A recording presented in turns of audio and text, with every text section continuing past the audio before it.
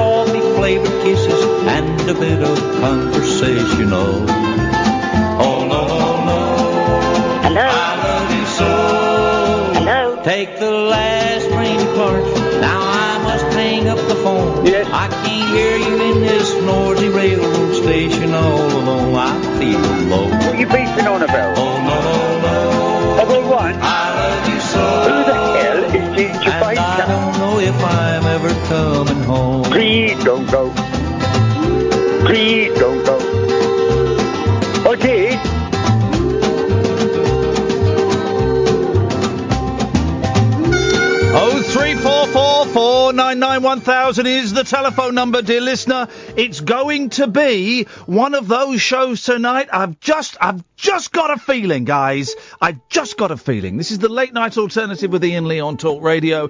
You can call in about anything you want.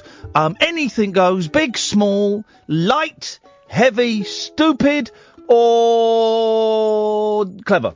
0344 499 1000 0344 499 1000. You'll speak to Catherine. She will take your name and number, and we'll give you a call back straight away. Here are the things I've got so far, and I don't know if we can make a radio show out of this. I don't know if the 1, 2, 3, 4, 5 things I've written down can be stretched out into 3 hours of broadcast phenomenon. Number 1. Has anyone ever had a dog actually called Fido or Rover? It's what we are led to believe as children are the most common of dogs' names. Yeah, I've never met a Fido. I've never met a Rover. Have you? 0344 499 1000. Why have I written this down? All right, yeah.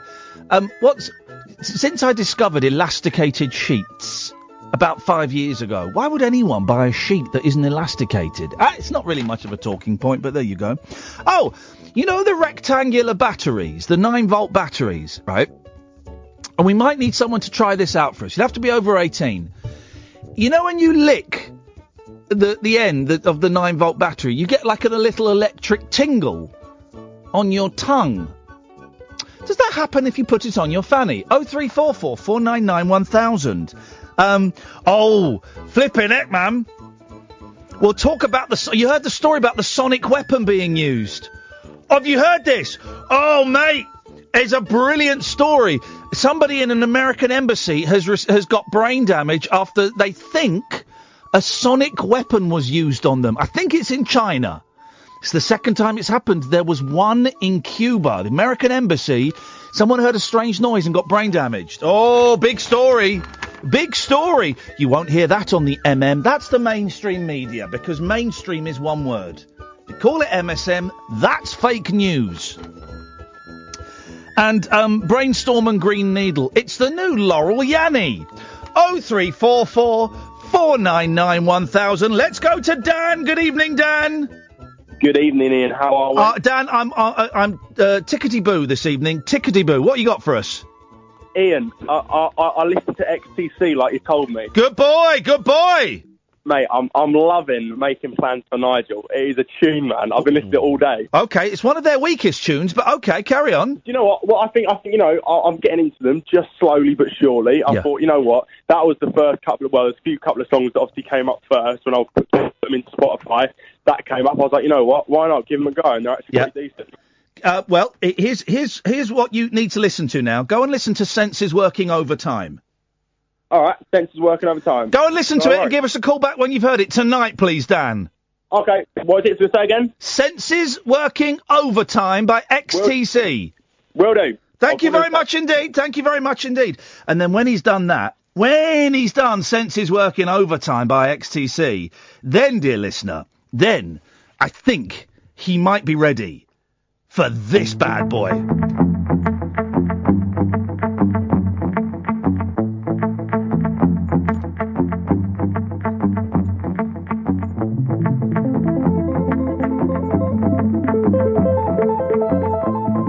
Here we go. Are you ready? Let's do it. Oh, hang on a minute. I missed it. I missed the thing. It was a long old intro. Let's go to the guy who said he'd never call me 4 times. I think he said that now. It's Waseem. Hello? Yes, Waseem. Hi, evening, Ian. I want to pick up from what I was saying the other day about the mental health documentary. If you don't mind me, if I've got your permission to talk about it. Talk about whatever you want. Just I find it hilarious that you keep saying you're never going to call me again, and then you do, and that's fine. And you need to recognise your attraction to me. But carry on. Yes. Yeah, you're a decent guy, man. You know. But okay. I saw the documentary a few days ago. A few days ago on the Channel 5, and I found it really interesting. I didn't think Trisha would be on there, of all people. But I mean, I just found that I could resonate with quite a lot of what you're saying, not everything. And I think it was a really good documentary. Thanks very much. I've not watched it. Yeah, have you not watched it? No. Yeah, I mean, it's just there's 1 or 2 things you said there that I've been in a similar situation. Yeah. And I don't want to talk about it because I don't think it's going to be right for me to mention that thing. Well, hang on, but then you've. Yeah, so you want to talk about you phoned up to talk about something that you don't want to talk about. No, I do want to talk about it. I just thought it might be awkward. Why is it awkward? It's not awkward for me. I feel a bit embarrassed, mate. That's what it is. There's no need to feel embarrassed about mental health. Yeah. I'm sorry, the reason I kept cutting you off the other day was because of people who were commenting on YouTube, and I thought it would be weird. Well, here's the thing. Why do you care what people on YouTube think? Why do you keep saying things like, "Oh, you must have pictures of Ian on your wall"? Well, I suspect that you probably do. I've said a lot. I'm not. Well, no, but you do seem. I'm not a stalker, mate. Trust me, Ian. Well, I'm not a stalker. You do seem a little obsessed. I'm not obsessed. I find some elements of your show interesting. Yeah, you like the show. Well, here's the thing. Yeah, I do like the show. Yeah, here's the thing then. Stop saying you're going to stop calling me, because... I said that before, and I'm sorry about that. You've said it like 3 or 4 times, and you also... Yeah, I'm sorry about whatever happened. And also, you do send passive-aggressive emails. I don't think you know what passive... I don't think you know what manners are, or what passive aggression is, because you do. I do know what passive aggression means, but that was a response at the time. No, you've done it about half a dozen times, man. Yeah, I should have sent you emails, you're right. You're absolutely beautiful. So stop sending me emails. No, listen, I'm sorry if I've come across as rude. That's never been my intention. Okay. And I do apologise to you. I accept your apology. You have come across as rude, and I accept your apology. Yeah, well, there's been a reason for that, Ian, but... Oh, here we go. No, I'm not having a go. What's the many reasons, then? I felt like you were rude to me in the past, and that's why I was rude back to you.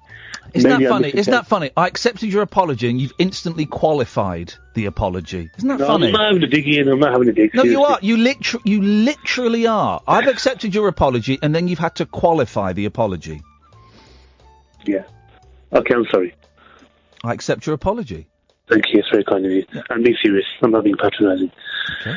I saw the documentary, and a lot of the things, some of the things you were saying about, when you were in a position where you thought, just say if I ended it all, what would happen? I also found myself in a similar position, and I walked out my job yesterday because I couldn't handle the job. It was a very mean sales environment. Yeah. So how did you walk out? Did you say to them up yours? Did you just leave? Did you not come back from lunch? What happened? No, I've done that previously because I was bullied in the job many years ago. But this time around, I was agonising. I wasn't in a job for 7 weeks. It was a sales job. I'm not a salesperson. I find sales I find it very mean. I find the people very ruthless, and I find it a very cruel sort of callous environment. And I've been agonising for 7 weeks. Should I leave? Should I stay? It was really, it got to a point where people started arguing. I had arguments with this person working with me. I'm not very loud. And I just felt really uncomfortable. And it was driving to work, I didn't feel like basically going to work. I wanted to just keep driving. And I just told my manager, I'm really sorry, I don't think it's for me. And he said to me, you can give it a chance. But I said, I can't do the sales thing because I think sales is very cruel, personally. And I think you really patronise customers when you don't tell them the whole truth and stuff. And I can't do it, It's affecting my mental health, to be honest with you. I didn't say that to him, but...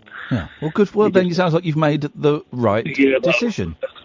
I feel like a failure, to be honest with you. I bet you do, but there's no reason to feel like it. If anything, you have proved, by walking out of something that was making you ill, that's a very successful, positive thing to do.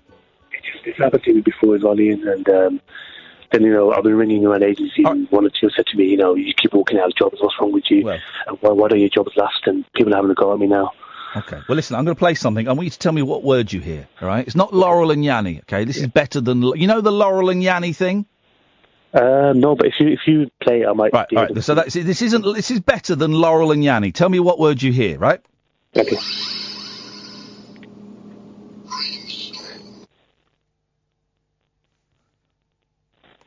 Did you hear that?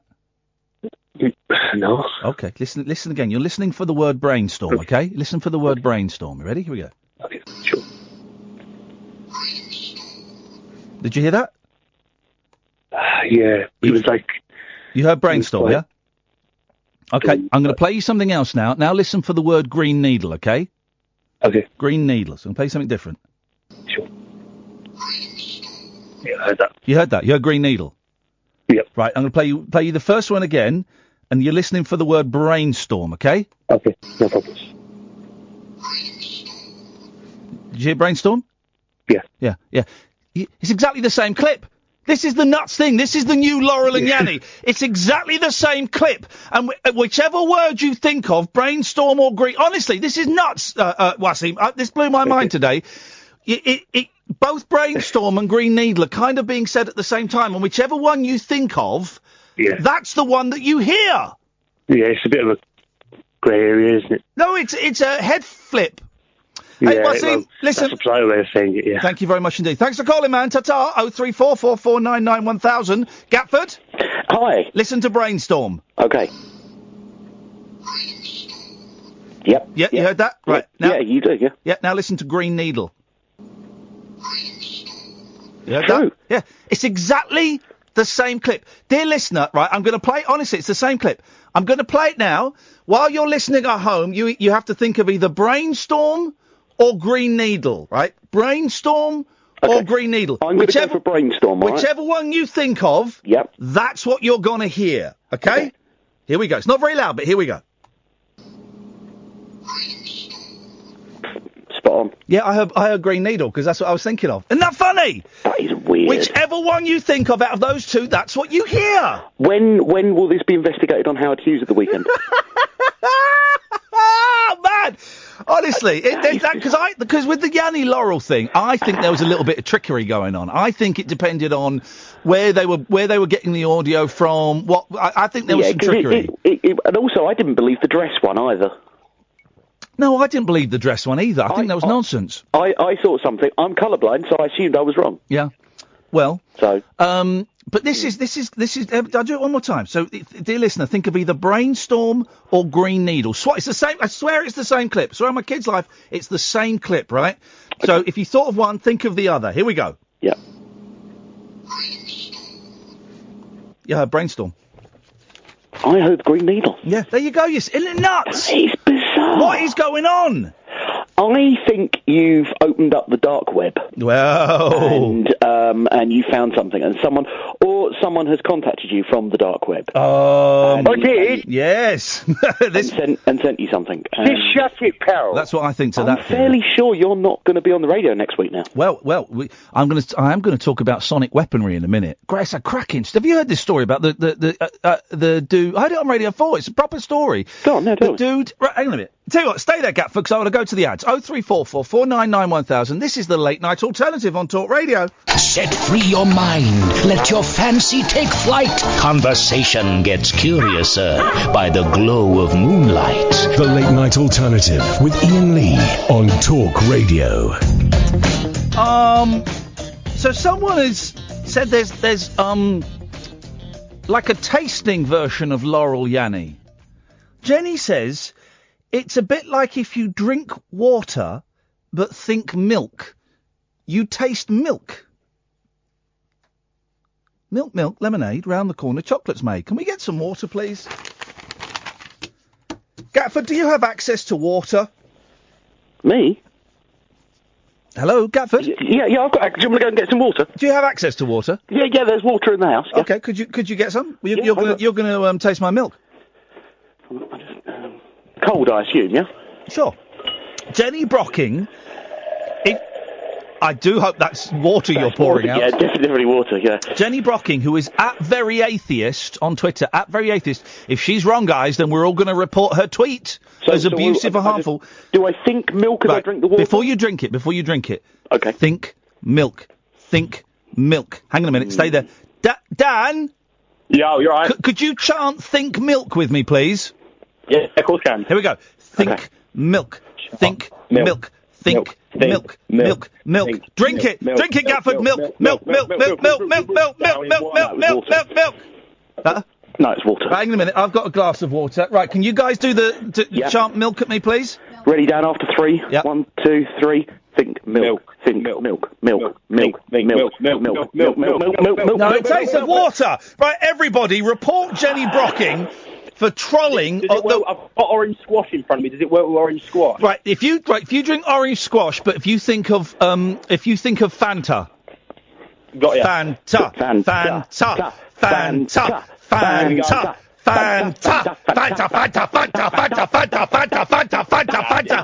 It's just orange squash. Oh, you massive Fanta. Perhaps he left it go still. Yeah, I'm sorry, Jenny, but we're gonna get you taken off of Twitter because that's the worst kind of trolling. Dan, did you listen to Senses Working Overtime by XTC? I got 1, 2, 3, 4, 5. Oh, Senses working all. I was doing the reggae version there. So. Okay. Did you listen to it? Mate, that's on my Spotify playlist now. It's quality. Right, okay, well then I think you're ready. I think you're probably ready. I don't think he's ready. No. Did you enjoy it? You enjoyed it, didn't you, Dan? I mean, put it this way, right? I'm 18 years of age. The majority of crap that comes out of these days. Rubbish. He's not ready, Ian. He's ready. He's not. So I'm born ready. Ready my middle name. Dan, listen, I think you might be ready for this. Just listen, sit back for 3 minutes 38 and just allow me to sing this. Dear God, hope you got the letter and I pray you can make it better down here. I don't mean a big reduction in the price of beer, but all the people that you made in your image, see them starving on their feet, 'cause they can't get enough to eat from God. I can't believe in you. Dear God, sorry to disturb you, but I feel that I should be heard loud and clear. We all need a big reduction in amount of tears. And all the people that you made in your image, see them fighting in the street, 'cause they can't make opinions meet about God.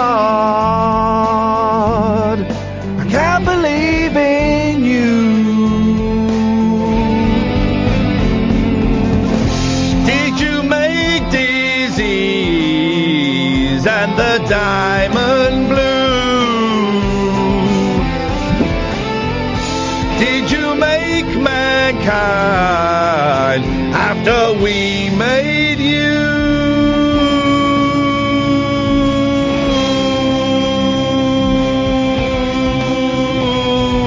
And the devil too.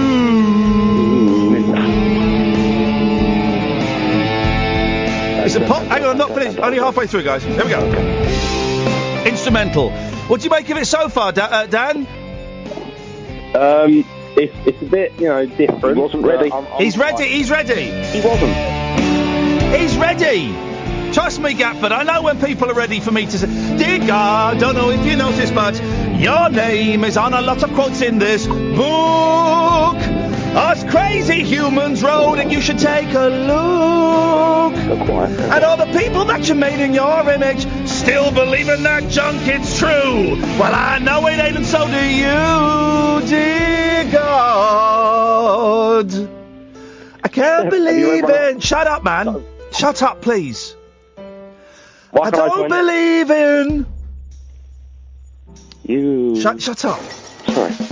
I won't believe in heaven and hell, no sinners and sinners, no devil as well, no pearly gates, no thorny crown. You're always letting us humans down. The wars you bring, the babes you drown, there's lost at sea and never found. And it's the same the whole world round. The herd I see helps to compound. The Father, the Son and Holy Ghost. Just somebody's very high this bit, and if you're up there, you'll perceive that my heart's upon my sleeve. If there's one thing I don't believe in, it's you.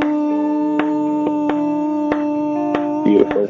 Dear God. I'm surprised you got through that without causing a heart attack. That was it was a little. I started off a little bit too high, but I finished it. Finished the song, Mum. Can I go out and play now? Dan, what did you think to that, mate?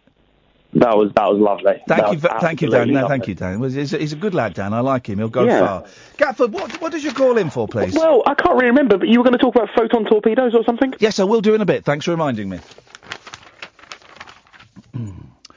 0344 499 1000 is the telephone number. I think I may have just ripped my throat to pieces there. I'm not totally sure. We'll see. Switchboard's empty. I've got no idea why. This is the late night alternative on Talk Radio. Experience the unconventional. Hello. The unpredictable. Don't you think that's a bit weird? And the completely unorthodox. It was my birthday. With rule-free Iain Lee. I was just trying to generate a bit of content. The late night alternative with Iain Lee. Hate alarm clocks. Hate going to work. On Talk Radio. 0344 499 1000 is the telephone number. Michelle Thomas is offended by the lyrics to Dear God, a song that's about 35 years old. Go and have a word with Andy Partridge on that one. Oh yeah, so listen to this story. Hang on a second. This is a real story, right? I've got this from the Times of India, but that's a real paper, isn't it? Yes. Okay. I heard this on Radio 4. Mind games, or let me get some spooky music. Hang on a minute. No. Have I won? No, you've not won. Hang on a second. Let's have this. What's this? Oh, what's this? It's the Iain Lee Show. The Iain Lee Show. No, that's terrible. Here we go. Let's have this. Here we go. Right. This is a real story. Mind games or sonic weapon. US alert after American in China suffers brain injury caused by sound. This is a crazy story, man. A new form of hostility and warfare. It's a sentence, isn't it? Hey, that's the opening to a sentence. A new form of hostility and warfare appears to be surfacing in the world, with the Trump administration on Tuesday sounding an alarm about possible sonic attacks against its citizens after a US government employee in China reported unusual sensations of sound and pressure, and on his return to America was diagnosed with a mild traumatic brain injury. Wowzers. The case, the first that Washington has reported out of China, is reminiscent of a wave of so-called sonic attacks on US diplomats in Cuba that resulted in the withdrawal of a large number of American personnel, including many who complained of symptoms of hearing loss, dizziness, I say tinnitus, some say tinnitus, visual difficulties, headaches, and fatigue. American officials said no other case had been reported from China, but the US government is taking these reports seriously and has informed its official staff in China of this event. While this is the advice, right? This is the advice of the US embassy in Beijing, excuse me. This is their advice. While in China, if you experience any unusual auditory or sensory phenomena accompanied by unusual sounds or piercing noises, it could just be Alan Caddick. No, do not attempt to locate their source. Instead, move to a location where the sounds are not present. A health alert issued by the US Embassy in Beijing said, urging people with medical problems to consult a doctor. The sole incident from China surfaced when a US government employee deployed in Guangzhou reported subtle and vague but abnormal sensations of sound and pressure. Between late 2017 through April 2018, the person was sent back to the States and diagnosed with mild traumatic brain injury. Both in the Cuba case and the current one, just to say for legal reasons, it's not Cuba Gooding Jr. It's the country. Both in the Cuba case and the current one, US officials are leery, not Dennis, of ascribing it to the sonic weapon theory that is already making the rounds on social media. But the State Department said it is taking this incident very seriously and is working to determine the cause and impact of the incident. The Chinese government, too, has assured they are also investigating and taking appropriate measures. Cuban investigators had early dismissed US suspicions of a sonic attack as science fiction. Sonic weapons... Because we all know in Germany they have the Durchfallen sounden. They've got a gun that the police can fire that makes you shit. That makes you excuse me. That makes you feces. Makes you do a dump in your pants. Makes you cack your pants. Literally. Fecal matter will pass through. It's like a low vibration. Defecate. Thank you so much, Catherine. Thank you. Defecate. Makes you defecate in your pants. Sonic weapons, the use of high-power sound waves to disorient or incapacitate a person, or shit yourself. An extreme cases to cause death. A part of police and military arsenal, appropriate word there, in some countries.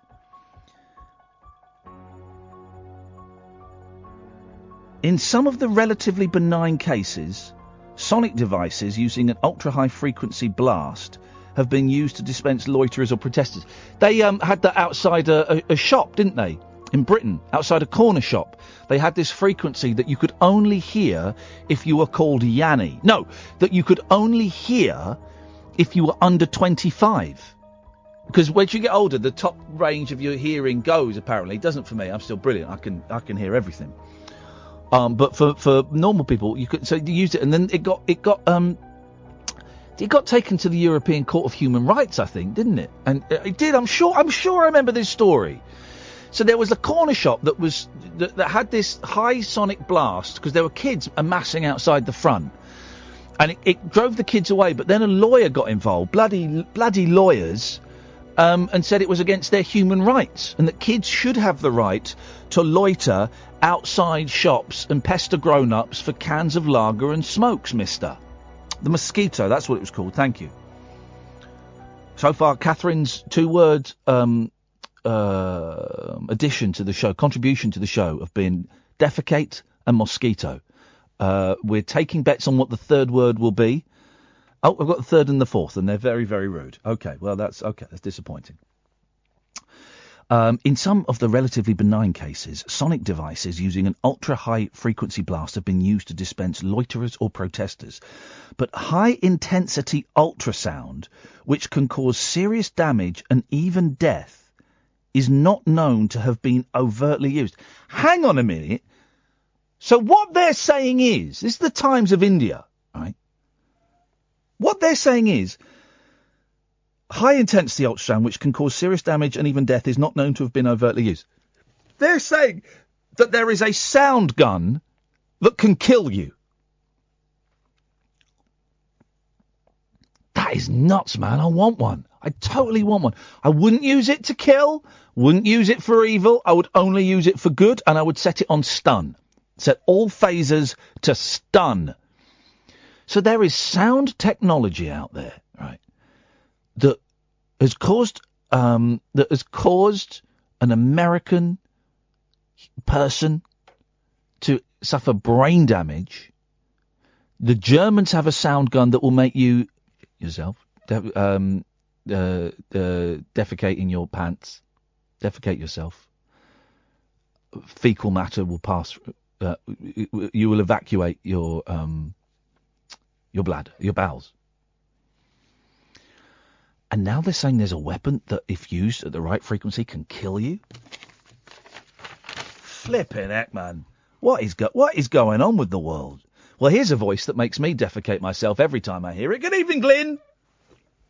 Hello, Ian. Hello, Glenn. Just that little article you said before. Yes. If you've got all these sound guns, yeah, why are countries spending millions dropping bombs? Well, bombs are still the best weapon. I would say, all right, let's do the top 5 weapons. I would say number one has got to be nuclear bombs.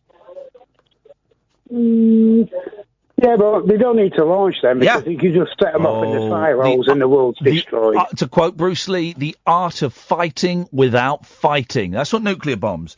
Number 2 is just normal bombs. What would you put as number 3? Best weapon in the world. Number 3. What would you put? Kalashnikov. Kalashnikovs. Okay. Number 4, I would put tanks at number 4 because they're good. But if someone manages to open the top and lob a grenade in, then shut it, then you're toast. Well, apparently not. With these new Russian tanks they've got, they're indestructible. Shut up, man.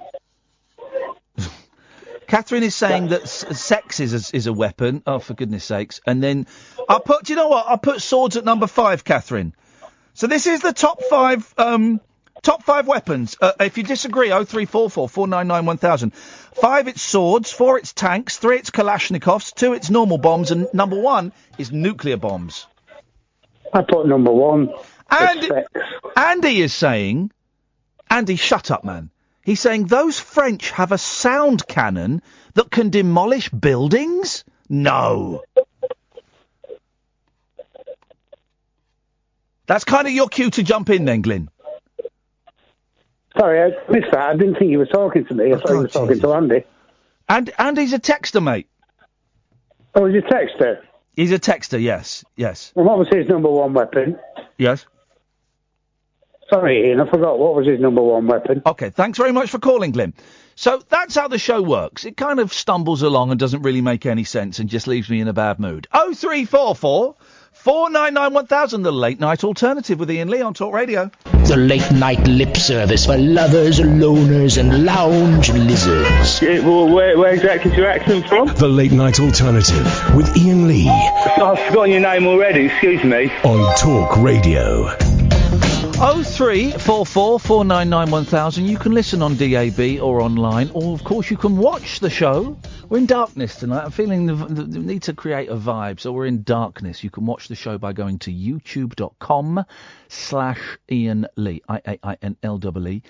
No Periscope tonight. And subscribe to the YouTube channel, because on Sunday, June the 3rd, sometime between 6 and 8, it's going to be about 7 till 7:45, I think, Catherine and I are doing a ridiculous experiment. We're going to try and live stream a TV show in front of an audience. We wanted to do it with 3 cameras. That turns out that's really, really, really, really tricky to do on my little laptop.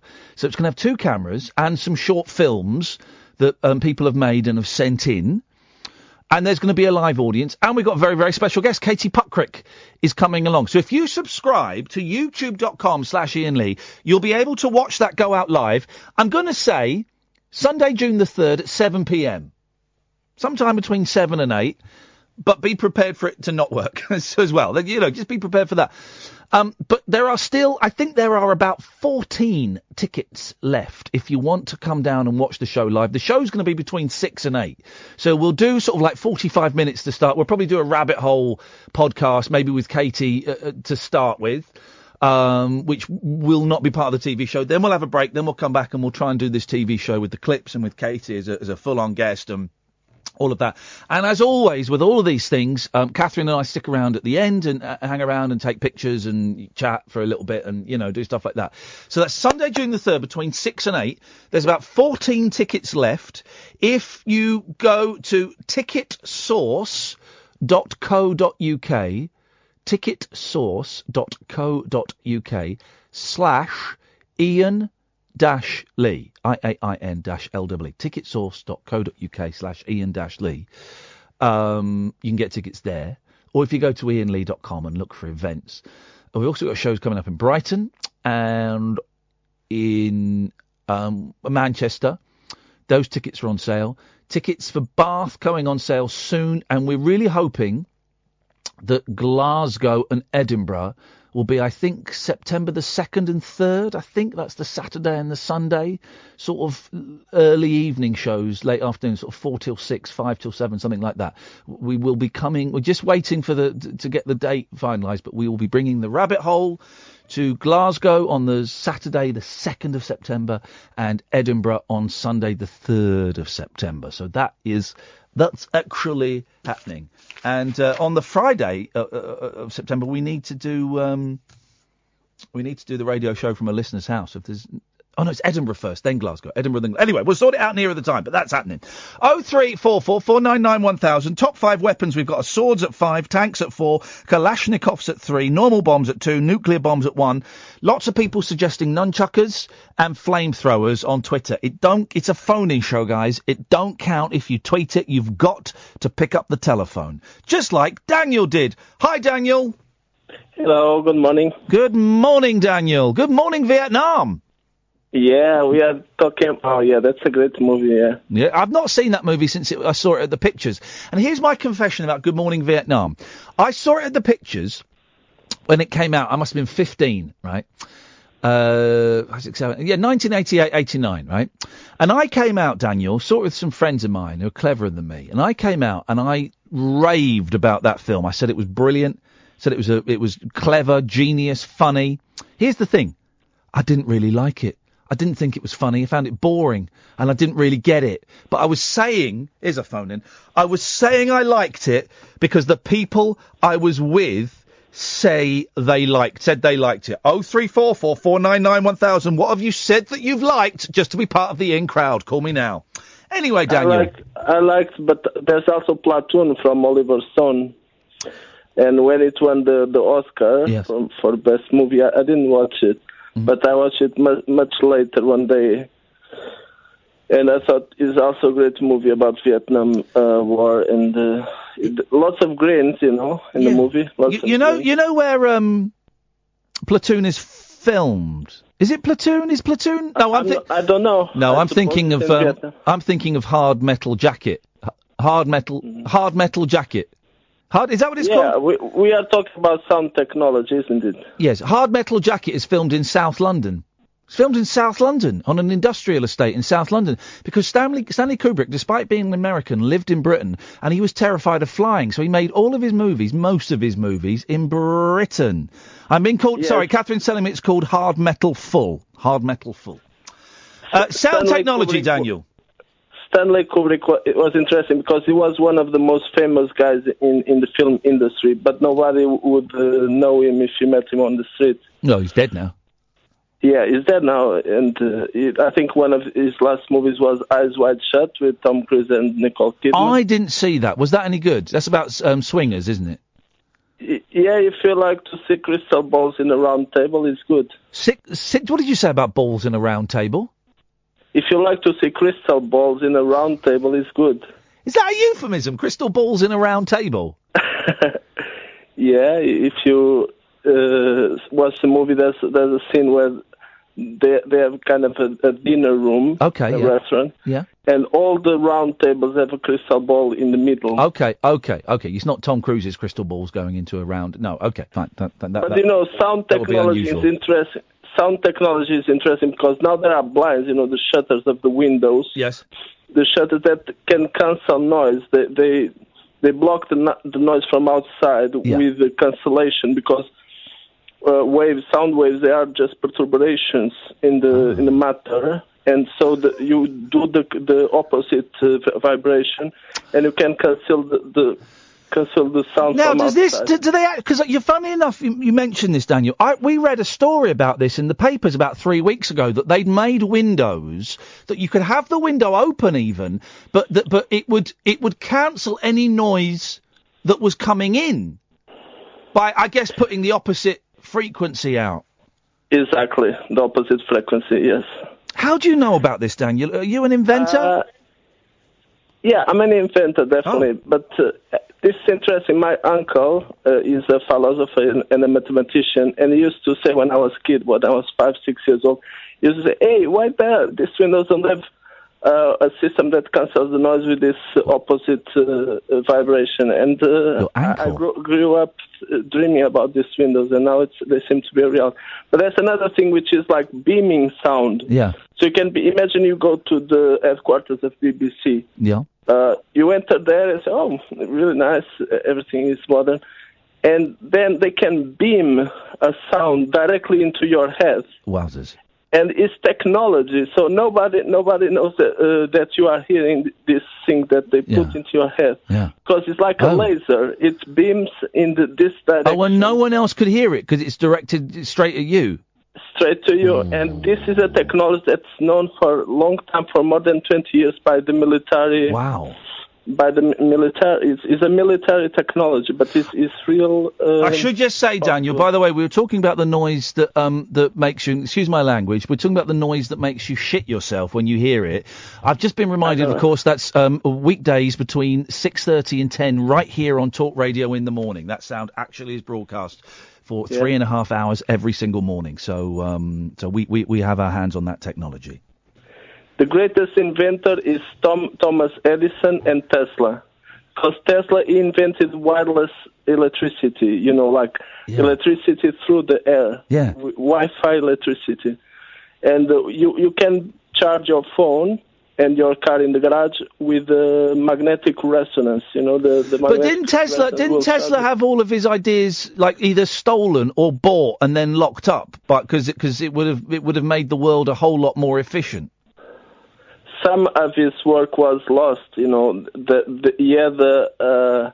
lots of things that did burn down. Yeah.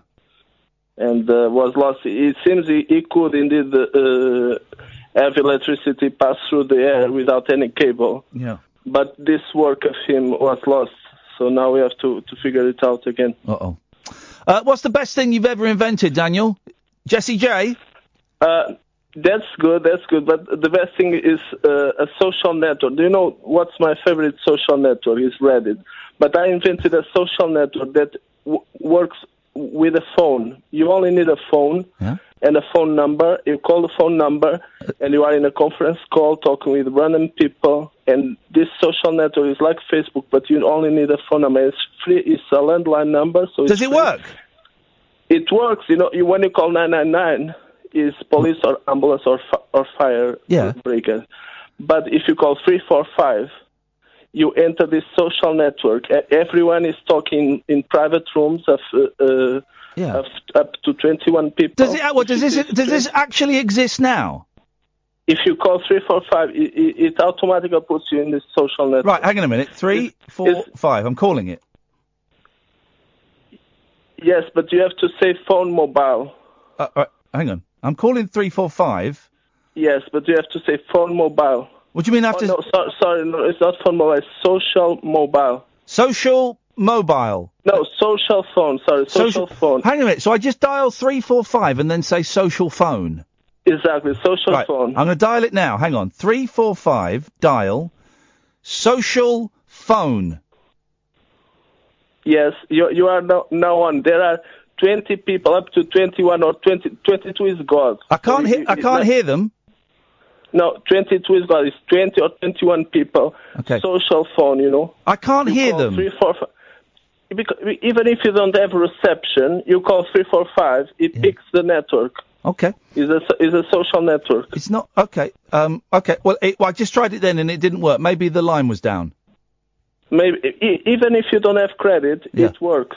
It's like Samaritan. Are you sure it's actually set up? Because Kath, can you dial? Come on that microphone, Catherine, please. Social. It's not social media. It's social mobile. Catherine, can you dial on your phone? Turn your mic up. Let's have your microphone. Let's have this. I have to go and get my phone because I'm a professional. Don't bring it in. Oh, we've got quick. We've only got a minute till the news. Hello, Catherine. She's gone. She's gone. Because one day the whole sun, our star, will be pulsing 345 because it's the Pythagoras theorem. 3 horizontal, 4 vertical, 5 is the hypotenuse. You're a very clever man, and this is what I like about this show, that we attract intellectual heavyweights. There's a physicist. I think he's an Englishman. He's a physicist. His name is Dyson. Yeah. And he created one concept called the Dyson sphere. Yeah. That says that one day we will be civilization number 3. Yeah. And then all the sun will be covered with solar panels and we'll be collecting the energy from the star. Okay. I say that the star will be pulsing 345. This is the Pythagoras. All right, Catherine's got her phone. Catherine, can you dial 345? No. 3 horizontal, 4 vertical. The hypotenuse is 5. 5 is the hypotenuse. 3 squared plus 4 squared is 5. So if you do 345, please. I've done it, but it just keeps hanging up on me. It doesn't. Are you sure it's actually set up to work, Daniel? Even without reception, without good reception, or without because we've not been able. This is like 999, but you have to say social. You've got social phone. Say it as you're dialing it. Say social phone, Catherine. As I'm dialing. Yeah. Say it's it. Like Samaritan. Social phone. It's always 24 hours a day, 366. I'm sorry, days Daniel. a year. Catherine's sending off really negative vibes about this. Do it properly, please. Social phone. Call ended. It doesn't seem to be connecting, Daniel. Maybe it should work. When you say you've invented it, when you say you invented it, did you actually go and make it happen, or did you just? No, the thing is, for the chat rooms on the phone to be random, you need to join people in round tables. Round tables. So okay. when you pick up the phone, he's already calling 345. Brilliant. All right, Daniel. Listen, thank you very much. You speak a lot of sense. Good to talk to you, man. Okay, you too. Say hello to Catherine. I will not do that. This is the late night alternative. If you want to give us a call, the number's 345. You're listening to Talk Radio. You. The late night alternative with Iain Lee on Talk Radio. We have ways of making you talk.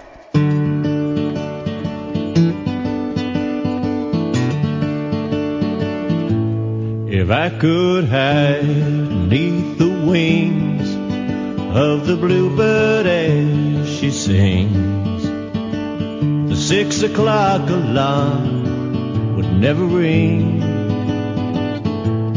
but it rings and I rise, rub the sleep out of my eyes. My shaving razor's old and it stings. cheer up, sleepy Jean.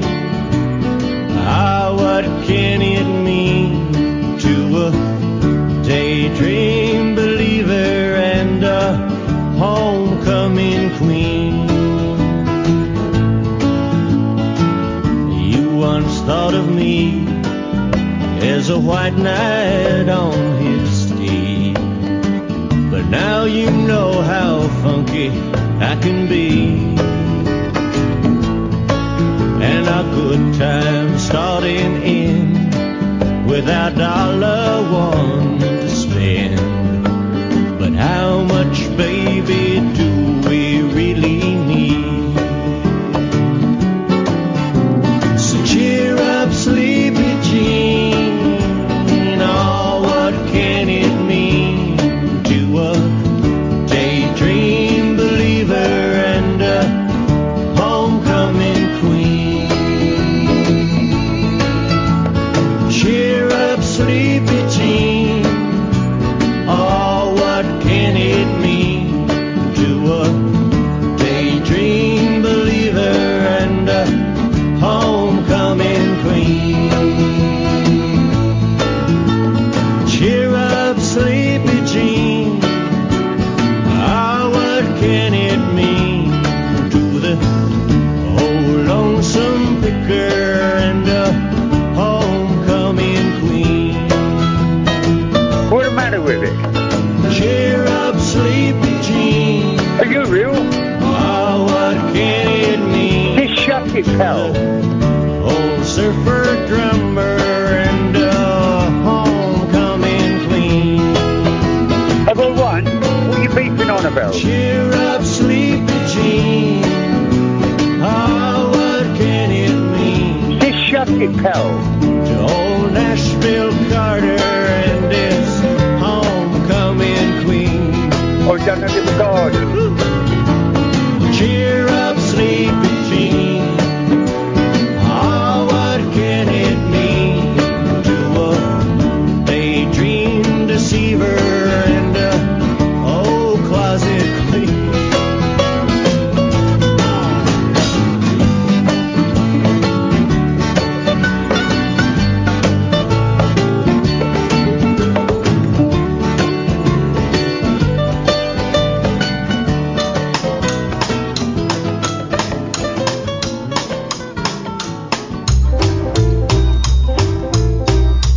I'm ashamed to say I've never heard that version of Daydream Believer. That's John Stewart, the bloke who wrote it. It's packed full of jokes in the end, isn't it? That's a great version. That's a great version. Thank you, man. It's written about his wife, who was John Stewart's wife. I want to say Buffy St. Marie. I'm going to say Buffy St. Marie. I'm going to say it. Daydream Believer is about John Stewart's wife, who I believe was Buffy St. Marie. I'm saying it. And it's there as a fact now, even though this thing is owned by Murdoch. It's a fact.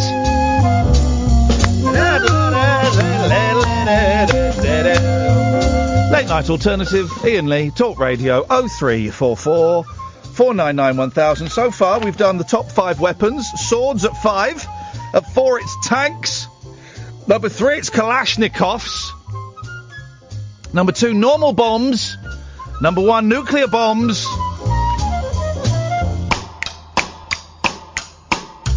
We need a woman over the age of 18. 18 or over. We've got to test this. The 9-volt battery, the rectangular battery, when you were a kid, you would dare yourself to lick it to get that... Does it work if you touch your tuppence with it? I don't... Be careful, please. Be careful. But we'd like to hear it live on the air. I don't want to get all Howard Stern on your ass, but it really is.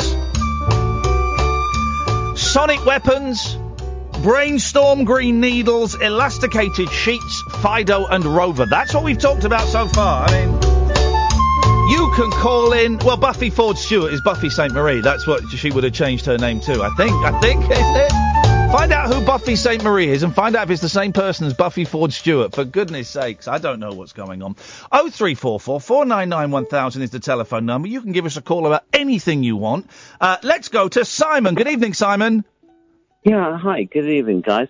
Listen, I'm a little bit concerned about the lack of intensity when it comes down to scrutinising the media coverage of the situation with this. Hang on a minute. Your whole first sentence has had a lot of words in, and I apologise for saying sentence. Your whole first sentence had a lot of words in that were completely superfluous. So be it. Oh, all right, Shakespeare. That's the brilliance of the English language. Surely not. You don't know how to use the English language because you've spoken for 2 minutes and you haven't said nothing. What have you called in for, Simon? To talk to you. Okay, let's talk to the people then. But this time, try and say something. Okay, I'm concerned about the UK mother jailed for forcing her daughter to marry Pakistan. She forced her daughter to marry Pakistan?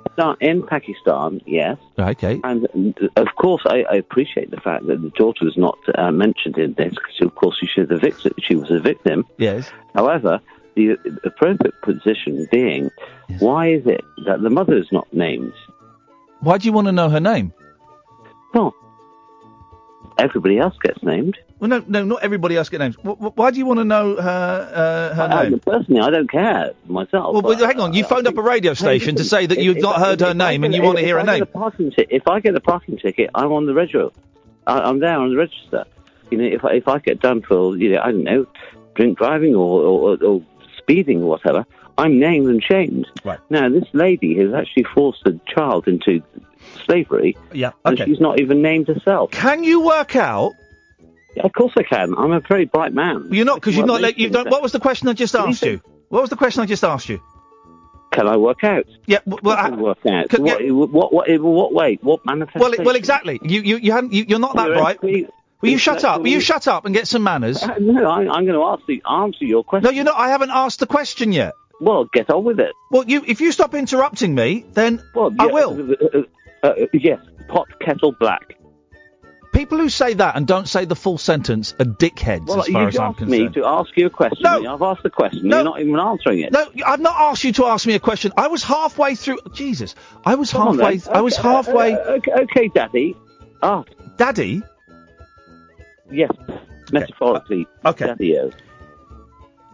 Can you work out... It's not Clockwork Orange, is it? Work it out. Can you... Why? Yeah, I'll wait. Can you work out why the mother has not been named? No. That's why I asked you the question in the first place. Okay. Would you like... I thought you were a bright man. I am, indeed. Well, I thought you were too, not just a rhetorical questionnaire. I've not asked you a rhetorical question. I've asked you a question that wanted an answer. All questions are rhetorical. No, they're not. Only rhetorical ones are, you absolute prune. Well, you asked me a rhetorical one. I didn't ask you one. Why has a woman not been... Listen. I didn't ask you a rhetorical question. If I'd sold my daughter off to somebody to be sold for marriage, okay, I'd be named because I'm an Englishman. No, you wouldn't. Yes, I would. Would you like... It's not a rhetorical question. The question I asked, which you don't remember because you're too pissed to remember... I'm not too pissed. I take that back, young man. What was the question that I asked them? Well, why would she be named? No, that wasn't the question I asked. Would I be named? That wasn't the question I asked. Try again. What was the question I asked? Ask it again then, please, and make it a little bit more clear, and don't patronise. You're too drunk to remember the question that I asked. Just ask the question again and stop losing your... Okay. I will, you silly old racist. Right. Silly old racist? How dare you? I will ask the question again. I was going to ask you to actually take over the right stuff, but now, listening how... Would you like me to take over the offie? Now, here we go. You can take over the high street, I don't mind. Yeah, okay. Here's the question again. Are you ready? Yeah, I'm ready. Okay, here we go. Why do you think, and this question has an answer, it's not rhetorical, I want an answer. Why do you think they've not named her? The mother, that is. For political correction. Incorrect. Incorrect answer. Well, what's the answer then? God, you really are dumb. Okay, I'll tell you. Here's the reason. Go on. If they sold a child, yeah, and they're protecting They're protecting the child's identity, aren't they? Because they don't want people to know who the child is, because that would be awful. Bollocks. They all have the same name, and they do the same thing, and it's continuum.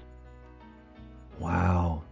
Well, you really are... No, Simon, shut up for a second, mate. You really are a horrible, nasty, little racist pig. What a twat you are. I'm a twat, am I? They all have the same name. They all have the... Simon. Simon. You're an anal twat. Okay, an anal... Gosh, apologies for the bad language, but Simon has no manners. Apologies for your bad language of the last 6 months about up your bum all the time. Simon, they all have the same name. What's the name, then? Not all they have the same name. Listen, you said they all have the same name. The same point. The fact is this. You said they all have the... Simon, they can't hear you. They can't hear you, because when I'm talking, they can't hear you, okay? When I'm talking, they can't hear you, okay? So just calm down. Apologies for the bad language there. Simon seems to be a little potty mouth. As we know, these racists... their use of the English language and the vocabulary is very, very limited to insults and name calling. So let's see. So Simon's still going on. Simon, they can't hear you.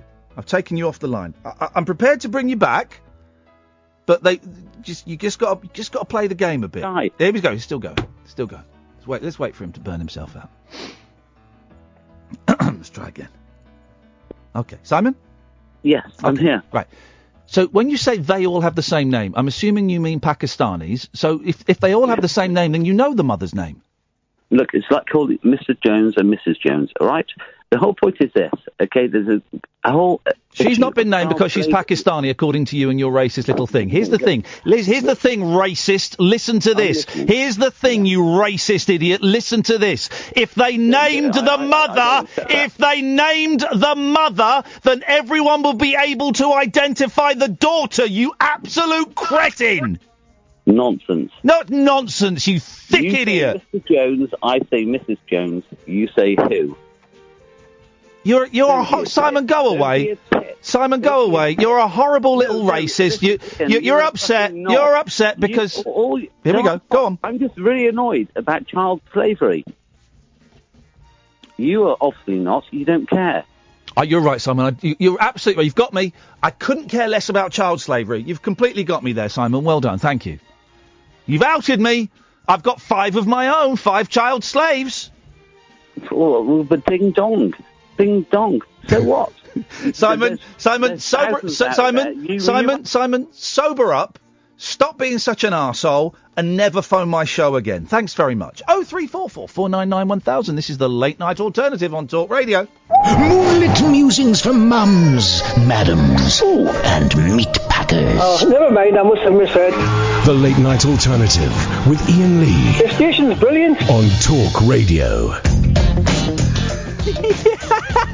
I love this show. Honestly, man, this is not bullshine. This is my favourite gig I've ever had. I love this. I'm working with my best friend, Kath. We've got James on, who totally destroyed some old ponce of a presenter years ago by writing a blog. This is the best gig. And I'm arguing with drunk racists. This is the best gig. Loving it. 0344. I'm Iain Lee. You may have seen me eating a pig's vagina in the jungle. Now I do this Mondays to Fridays, 10 o'clock at night till 1 in the morning. There's a podcast as well. If you go to iTunes or your usual podcast provider, you'll find it there. Let's go to Davey. Good evening, Davey. Good evening, Ian. How are you doing? I'm doing very, very well, Davey. I'm on top of the world, looking down on creation at the moment. What you got for us? Well, that's fantastic. I just wanted to comment on the last call that you had on there. Yes, Davey. Whatever criminal procession is going on with certain cases, any underage person that's involved in it, you never get the name. No. And certainly with something as sensitive as that, they would never give the name of associates, family, or whatever. We couldn't, because it would identify the kid who you're trying to protect. Exactly.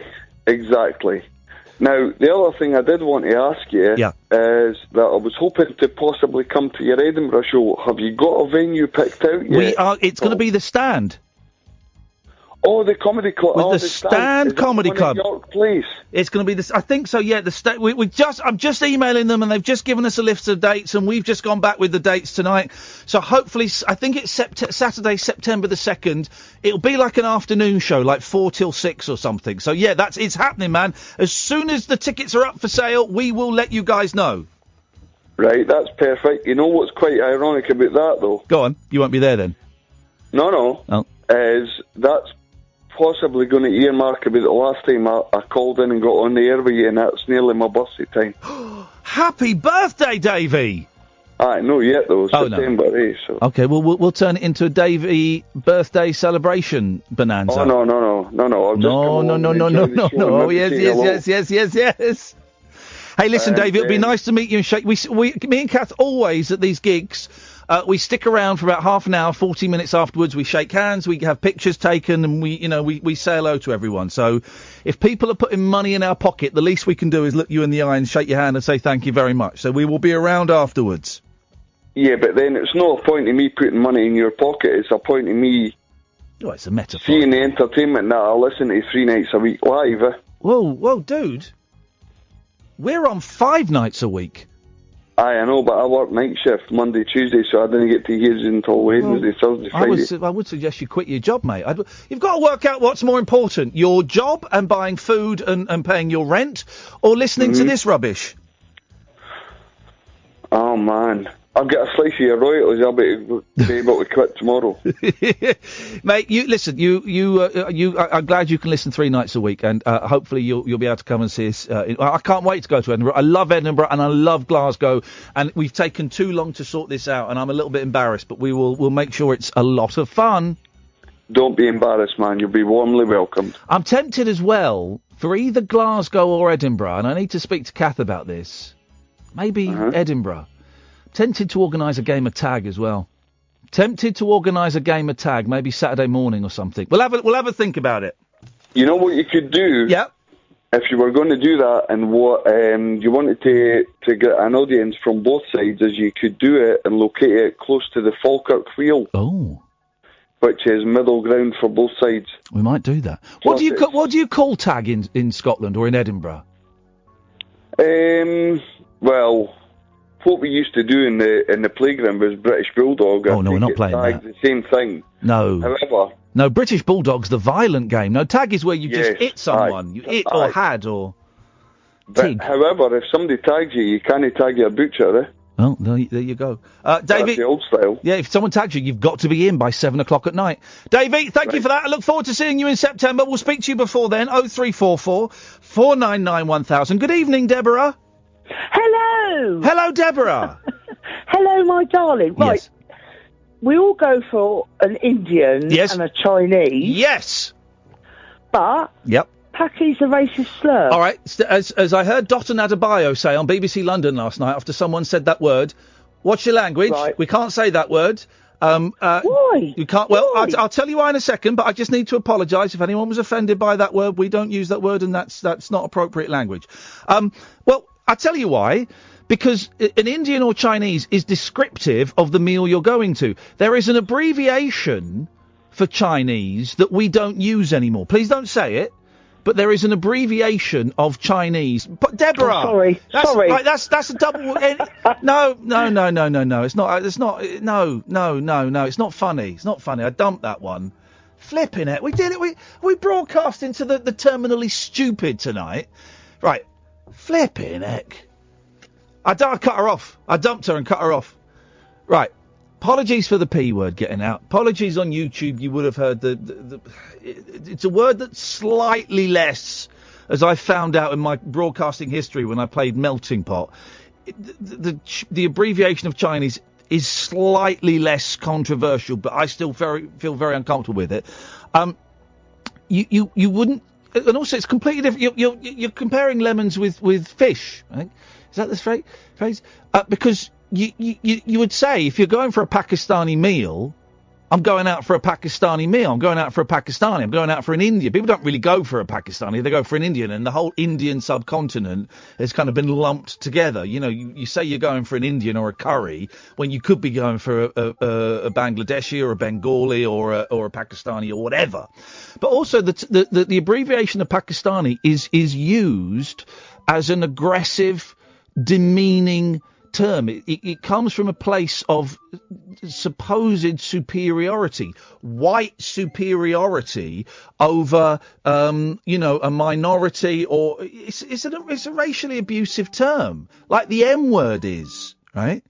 And like the C word for Chinese is. It's a racially abusive term, and I've said all of those words in my life years and years ago. I've said that. I wouldn't say them now.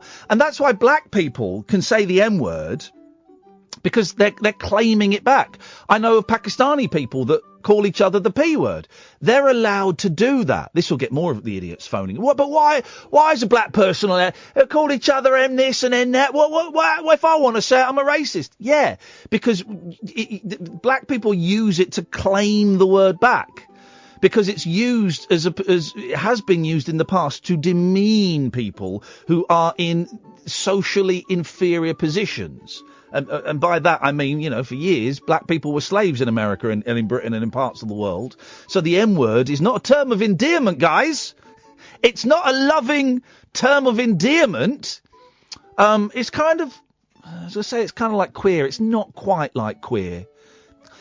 There's similarities in that queer was an insult to gay people from, heterosexual people, but gay people kind of reclaim the word. But I feel, someone can correct me, I feel less uncomfortable saying the word queer than I do the M word or the P word or whatever. Why am I explaining this stuff? You know this unless you're really, really thick, don't you? Let's go to Jules. Good evening, Jules. Hi. Oh, dear. What a night. What a night. What a night. Yeah. Anyway. I'm going to make it better for you. I'm having the time. I love nights like this. I'm having the time of my life. Oh. You know when you're supposed to be the strong one, but you're not feeling that strong? Yeah. Yeah, that's how I'm feeling. What's going on, Jules? Right, well, I'm trying to look after everyone and I'm not feeling very strong. Why are you not feeling strong? Well, because... Oh, gosh, I don't know. It's really difficult to explain. Yeah, well, we've got time. Right. Okay, stupidly, an hour ago I had a large glass of wine. Here we go. Haven't drank... Yeah, here we go. Yes. I haven't drank for 9 years. Yeah. But it just got to me. My husband's struggling with his work. My youngest son's struggling with his uni. He phoned me at 5 o'clock this morning, and you want to be there because they always rely on you, and I'm just ouch. Okay, so there's a lot going on for the people that you care for and you Absolutely.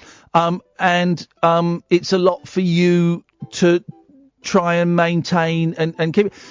Have you said to them that you're struggling? No, not at all. Absolutely not. No. Why? Because they wouldn't be able to cope, I don't think. Why do you say that? How do you know that?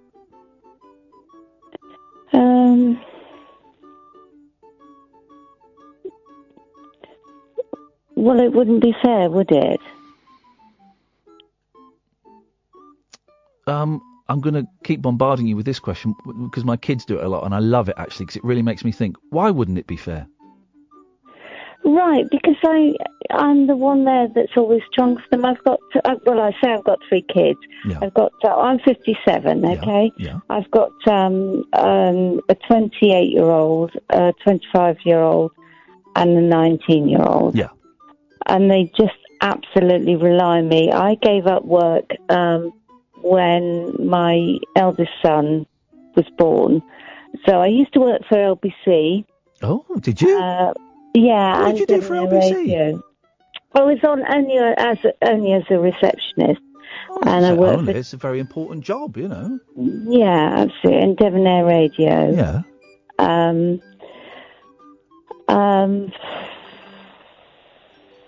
Your kids are adults now. Yeah.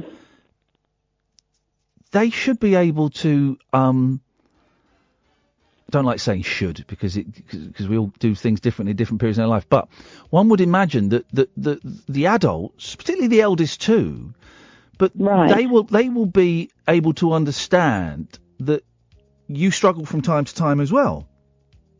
They'd be able to. It's not unfair for anybody to say, you know, to their kids or to their husband or their wife or their mum and their dad and say, do you know what, guys? I'm having a real tough time at the moment. I can't quite put my finger on it, and I know that you all are as well, but I'm just struggling a little bit, and I hope you don't mind me sharing that. Do you think I could say that? I think the problem is that my husband, I would hate to use the word controlling, because that's probably unfair. Been married for 34 years. Yeah. But I gave up work to have my children, and I think that's where I've lost my confidence. Do you resent him a bit for that, and the kids a bit for that? And this isn't a judgment thing. No, not at all. I think he probably resents me for that. I mean, I live in the most beautiful home. Yeah. He resents you. I think since my youngest son went off to uni, I think he probably does. Because he thinks I do nothing. Oh no! I'm laughing because of the ridiculousness of it. Because you obviously had a very full and busy life raising 3 kids, and I'm guessing you did most of the raising. That he would tell me if I've got this horribly wrong, but that he would go to work, and when he came home, you'd expect the kids to be washed and in bed and the dinner on the table. Absolutely, yes. So you've worked, dare I say it, at least as hard as he has, if not harder. That makes me feel better. That makes me feel really good, actually, because I'm feeling so guilty now. Oh God. Okay. Well, listen. Let's say you have worked at least as hard, if not harder than him over your life bringing up those kids. Definitely at least, right? And I always feel, I'm not with my wife anymore, but I was always painfully aware that I worked silly hours and that she would quite often get up really early, go to work, and then come back at night, and I'd have to go and leave her to put the kids to bed. And I was painfully aware that she was doing a lot of, you know, she was doing a lot of the mothering as well as working, and I could recognise that. But I suspect that your husband is from he's very old fashioned, because that's not kind of the way he's behaving is not old the way school. it is anymore. Yeah, absolutely old school. Yes, you're right. So is that why you think you're wobbling a little bit because of the attitude you're getting from your husband? Yes. Yeah, absolutely. Oh, mate. And you know when... Oh, gosh, I'm getting tearful, and that's stupid because, you know that you're actually quite a nice person, and you've done something wrong. Yeah. And you brought up 3 children, and my youngest son's at uni, and he's just doing his exams. Wow. And I'm struggling, and I'm the one that... You know, he rang me at 5 o'clock this morning. Oh, God. No, it's not a God. No, I'm saying at 5 o'clock in the morning is oh God, but here's the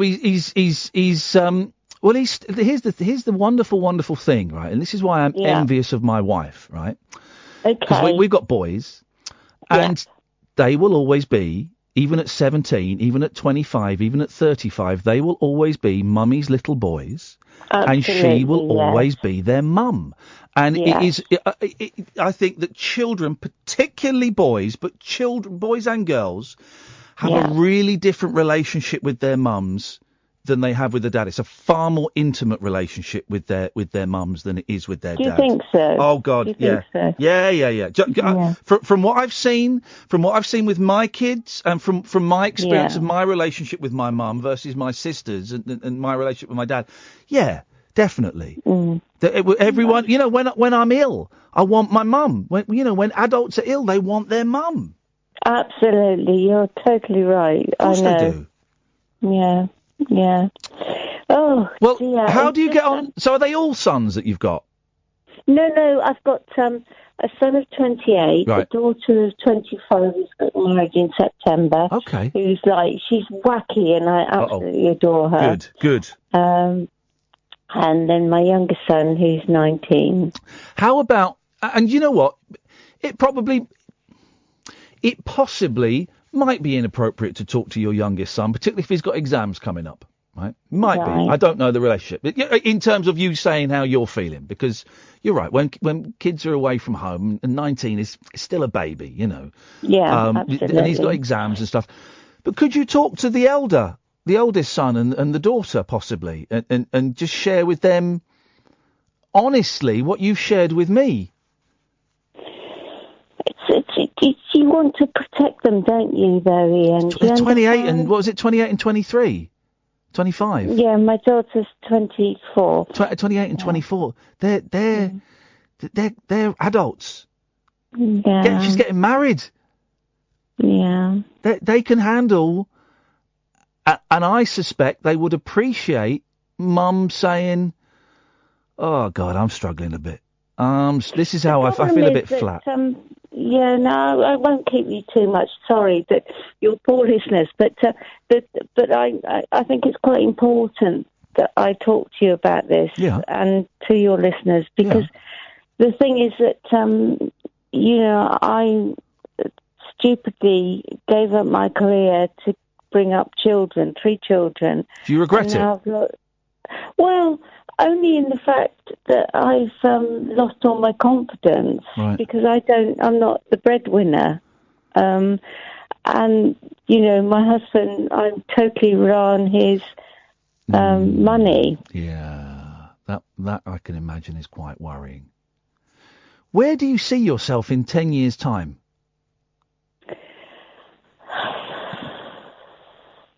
That's a really interesting question, actually. Right. That's a really interesting Do you question. see? All right, I'm going to say it. Do you see yourself with him in 10 years' time?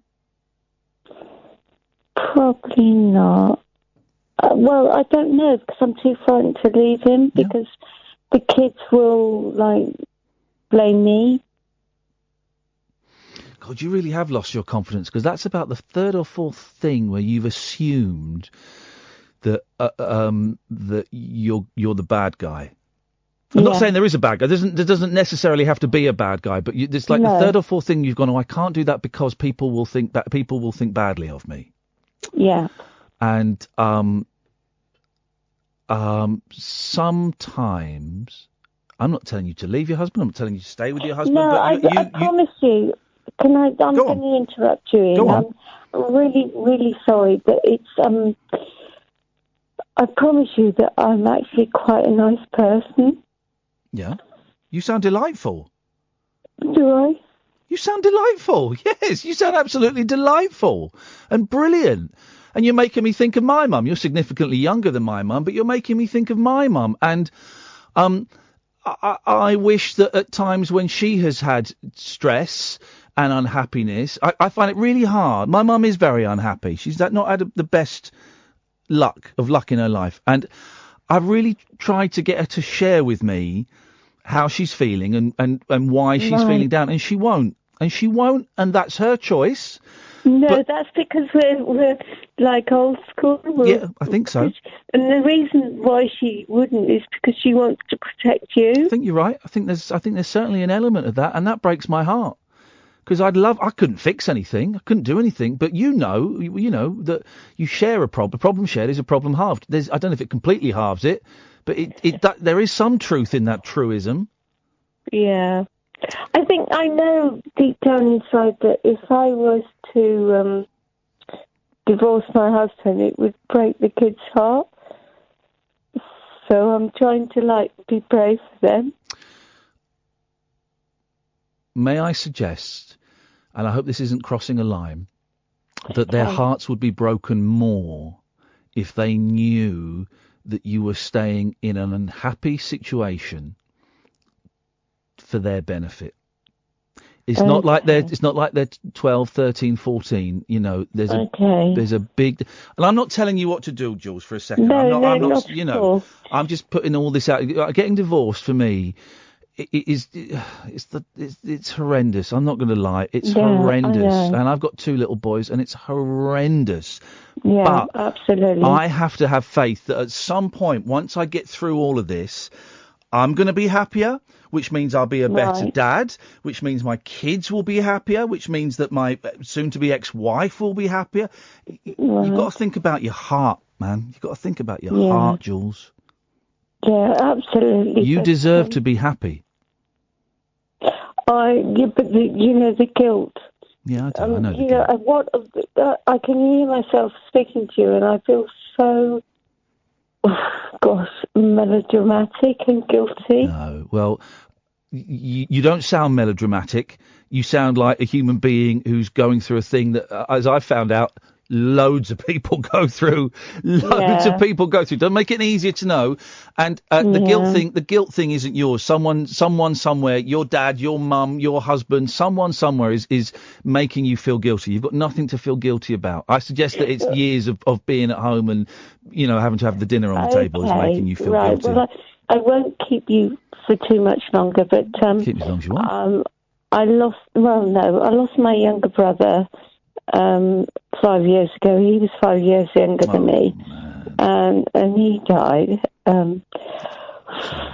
suddenly. And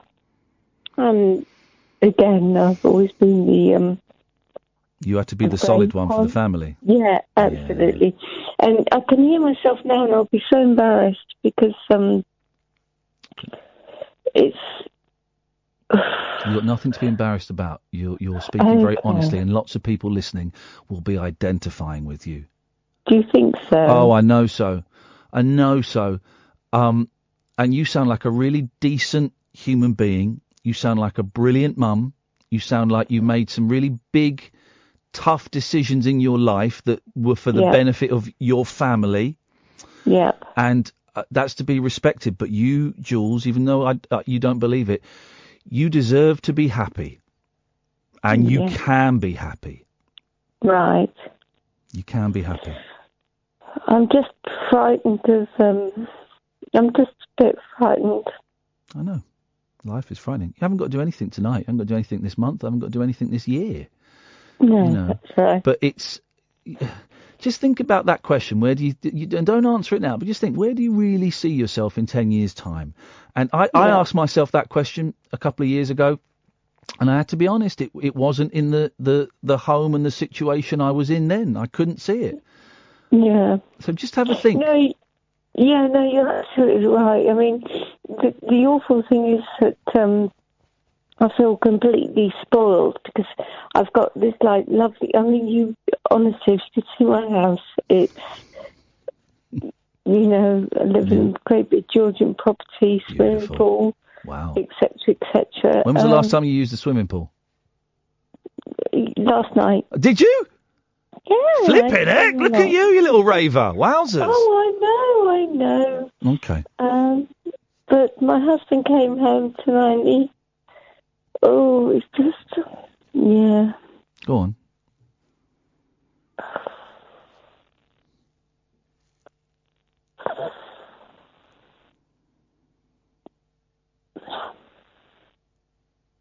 He's bullying. He's bullying? Yeah. In what way? Not physically, just verbally.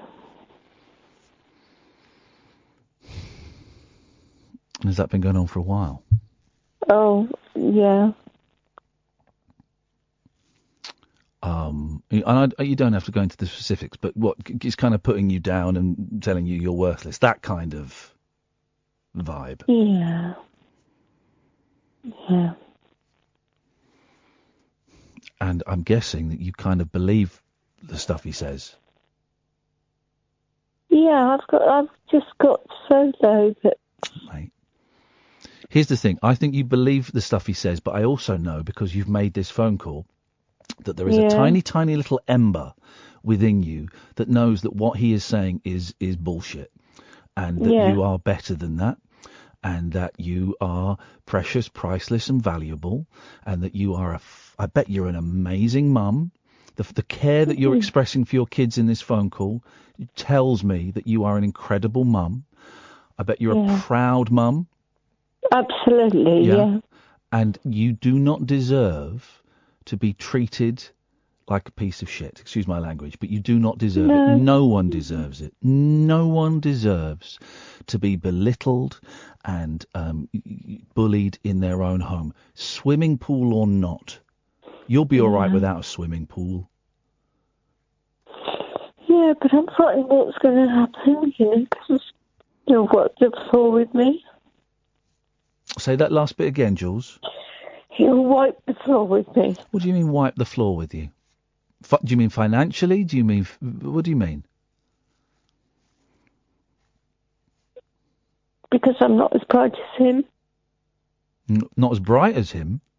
Yeah. Where did you get that from? From him? Well, he's an academic. So what? So what? I bet he can't... there's different kinds of intelligence. He's got book sense, but so what? What do you mean wipe the floor with you?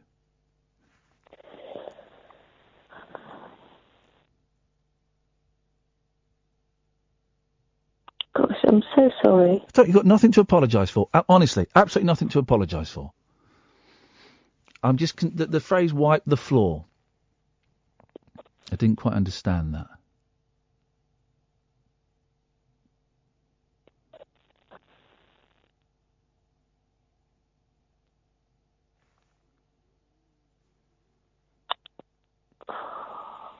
I'm just frightened, that's all. Because my kids want us to stay together, and I'm so sorry that if I sound a bit weak. You don't sound... Oh God, you don't sound weak. You've phoned up and you have expressed yourself eloquently and powerfully. You're not sounding weak. You're sounding like a very scared person, and who's in a lousy situation and has been at best taken for granted for the past 30 years, however long. And you can achieve anything you want. Right. You're not going to end up in a big Georgian house, right? You might end up in a small flat. If that's the route you chose to go, who knows? Maybe this relationship with your husband could be salvaged. I don't know, but let's just follow this route for a second. If you were to split, you might end up in a small flat. But really, really, really, what do you need? You need a bed. You need you want somewhere decent to live. But the most important thing is the kids. You want the love and support of the kids, and I think you'd get that. Would they forgive me? Would they forgive me? Oh, darling, my darling, yes, they would. Well, first of all, what is there? First of all, there's nothing to forgive you for. There's nothing to forgive you for. They'll understand. They'll understand. They might understand at different times. They might. It might take a while for one of them to get it, or two of them to get it, but they'll get it. It's not as if they'll get it. This is my big fear, that my kids would hate me, but really, yeah, but.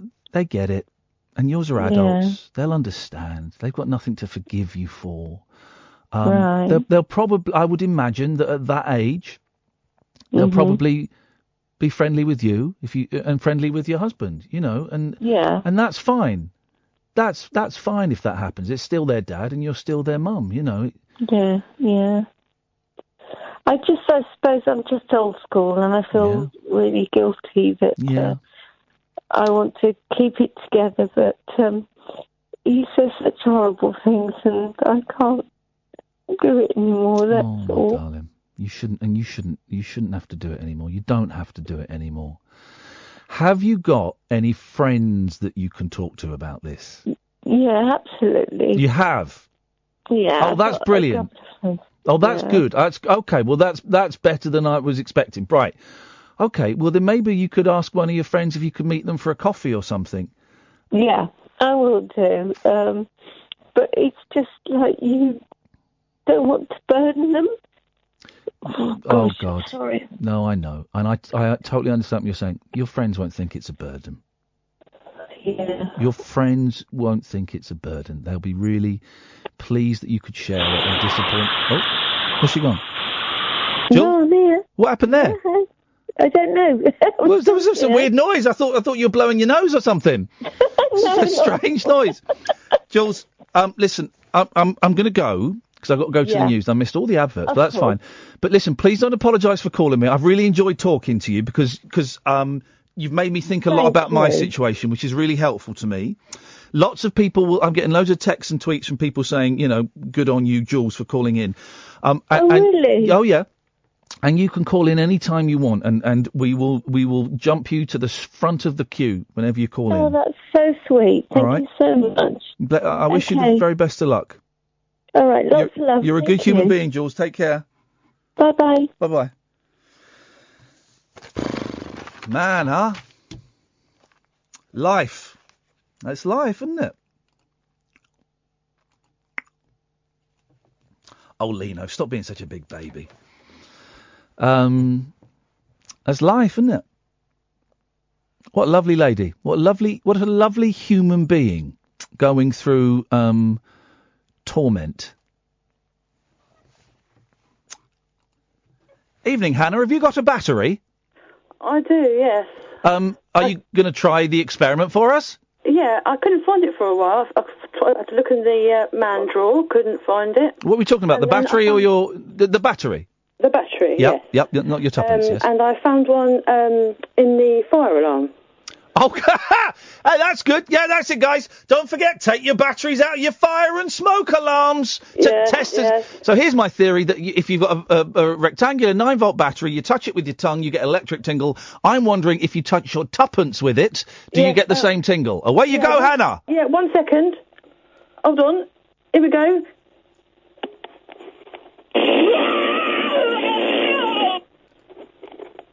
I think it worked.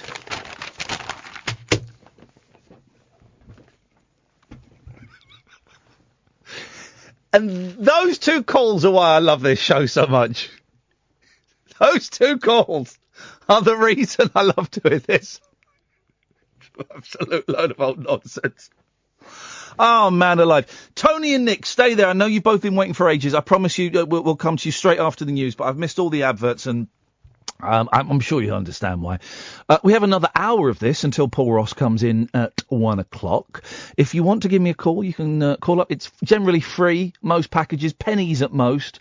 You'll speak to Catherine. She will take your name and number and will give you a call back. The phone number to come on, and light and shade, guys. This is what this is about. Clunky gear changes, we call it. You can call in with something stupid if you want. 0344 499 1000. 0344 499 1000 is the telephone number. I got the best job in the world, man. It's the Late Night Alternative with Iain Lee and Catherine Boyle on Talk Radio. The Late Night Alternative with Iain Lee on Talk Radio. We have ways of making you talk.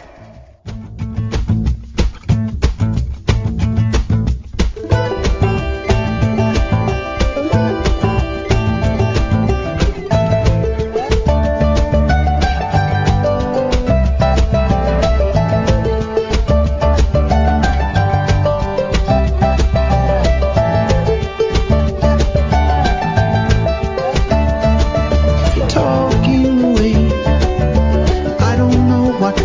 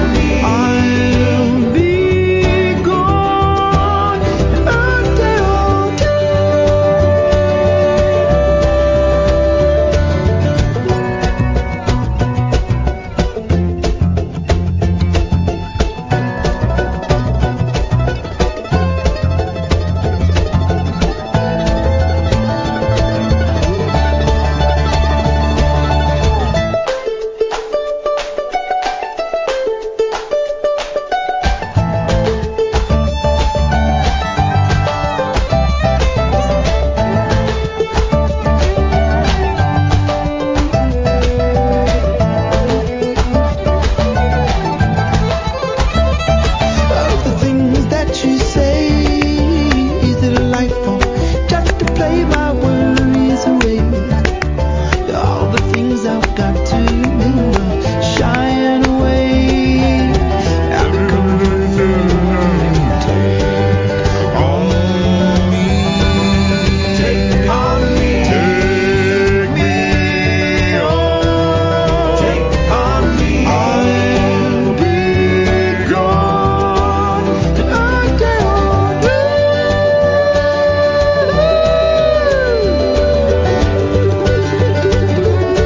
So I just found this compilation, 2 hours of non-ironic bluegrass covers. Man alive! Well, this is Tomorrow sorted.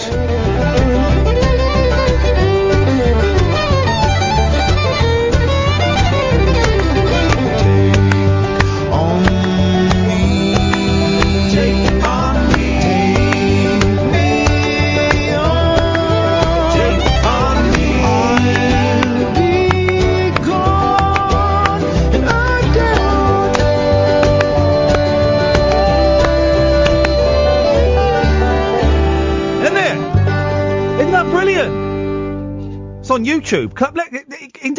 Indulge me 1 minute 25, please. Yes, here we go. 1 minute 25 of this. And then... When I had you to myself, I didn't want you around. Now those pretty faces seem to stand out in a crowd. Someone picked you from the bunch. A glance was all it took. Now it's much too late for me to take a second look. Ooh, baby, give me one more chance. Show me that I love you. Won't you please let me back in your arms? Ooh, darling, I was blind to let you go. Let you go, baby. Now that I've seen you in her arms, I want you back. They're just brilliant. I've got to learn to play my 5-string banjo and my mandolin. I can't play. Every street I walk on, there's tear stains on the ground. Following the boy I didn't even want around. Ooh, baby, give me one more chance. Show me that I love you. Won't you please let me back in your arms? Ooh, darling, I was blind to let you go. Let you go, baby. Now that I've seen you in her arms, I want you back. Oh, man! Who's that? Mountain Faith. There's loads on. It's 2 hours of it. Right, remind me, Catherine, for the rest of this week, I'm just going to play songs from this at the top of the hour. The next one's Africa. Done bluegrass style. Flip it, heck. Right, 0344 499 1000. Tony, then Nick, then Kevin. You've been waiting for ages. Good evening, Tony. Hello, how you doing? I'm doing very well, Tony. What you got for us? Right, Buffy St. Marie is a Native American singer. Yes. Her most famous song was the title soundtrack to a film called Soldier Blue, which is a film that was banned over here for about 25 years. Is that the one with the Brando in? No, Candice Bergman's in it, and I think Roddy McDowell's in it. Oh, okay. And it's about the massacre of a Native American tribe by the American cavalry. I think I saw that film years and years ago. Very graphic it is, very graphic. But the song she sings is brilliant. She's got a lovely voice. So she's not Donald Pleasance. Donald Pleasance is the guy in it. So she wasn't married to John Stewart. Not as far as I know. No. Okay. Well, it's the song. If you can play a bit of the song, it's a lovely song. We'll dig. Is the song called Soldier Blue as well? Yeah, it's called Soldier Blue. Yeah. We'll dig it out. I've seen it. Yeah, I remember. I remember it being a hard watch, that film, because it was. Yeah, you're right. It's bloody very graphic. Sad, very sad. Yeah, very sad. All right. Hey, nice one, Tony. Thank you for that, mate. Cheers, Ian. There we go. Thank you very much indeed. Let's go to Nick. Good evening, Nick. Hello, Ian. How are you? I'm very well, Nick. How are you? Yes, not too well, thank you. Now, first I do ask, is Catherine going to read us another murder story tonight? She might do. Have you got your mum and dad's permission to give us a call tonight? Yes, I have. I'm 40 years old, I am. You sound about 12! Oh, thank you. I thought you were about 12. Oh, there you go. Well, in that case, fine. I like to talk about the favourite TV programme. Favourite TV programme? Sure. Yeah. Now, what's yours, Ian? What, current or of all time? Old time, yeah. Old time. Well, I don't want to say the Monkees because that's too obvious. Of all time, Tomorrow's World. Oh yeah. Yeah. I like that one. Yeah, I like Tomorrow's World. Someone burnt me some DVDs last year when I was down in the southwest of Tomorrow's World, and I never got round to watching it, but I've just packed up my flat as I prepared to move, and I found them again. It's like, when I move, they're going to be the first thing I dig out, some old episodes of Tomorrow's World. Oh, brilliant, and it's great when you watch stuff like that. Yeah, it's great, isn't it? Well, what's your favourite television programme, Nick? Mine is old time. I'm not sure if anyone can remember, from the 70s, 80s. It's not shown anymore. It's Prisoner Cell Block H. It's your favourite programme of all time? Oh, I love it. He used to bring me roses. Was that the theme tune? That's the one, yes. Brilliant. Yeah. Brilliant. Horny lady prisoners, wasn't it? Oh, yes. I've been watching it. I've been catching up on. It's been so long. I've been watching it on YouTube. Have you really? Yeah. What did you? Because there was like a sort of British version of it, wasn't there? Called Bad Girls. Did you like Bad Girls? Yeah, Bad Girls. I like that too. Yeah. So you like programs with horny women locked up in prison? Good lad. Good lad. It's your thing, and why not? Why everyone's got to have a thing? Yeah, brilliant. You should see if you could work in a horny women's prison. I might get. I might excite all the women. Yeah, you might do. You're not allowed to have sex with prisoners. No. Unfortunately. Well, fortunately. Good. They're to be punished. Oh, yeah. Well, thank you, Nick. Was there anything else?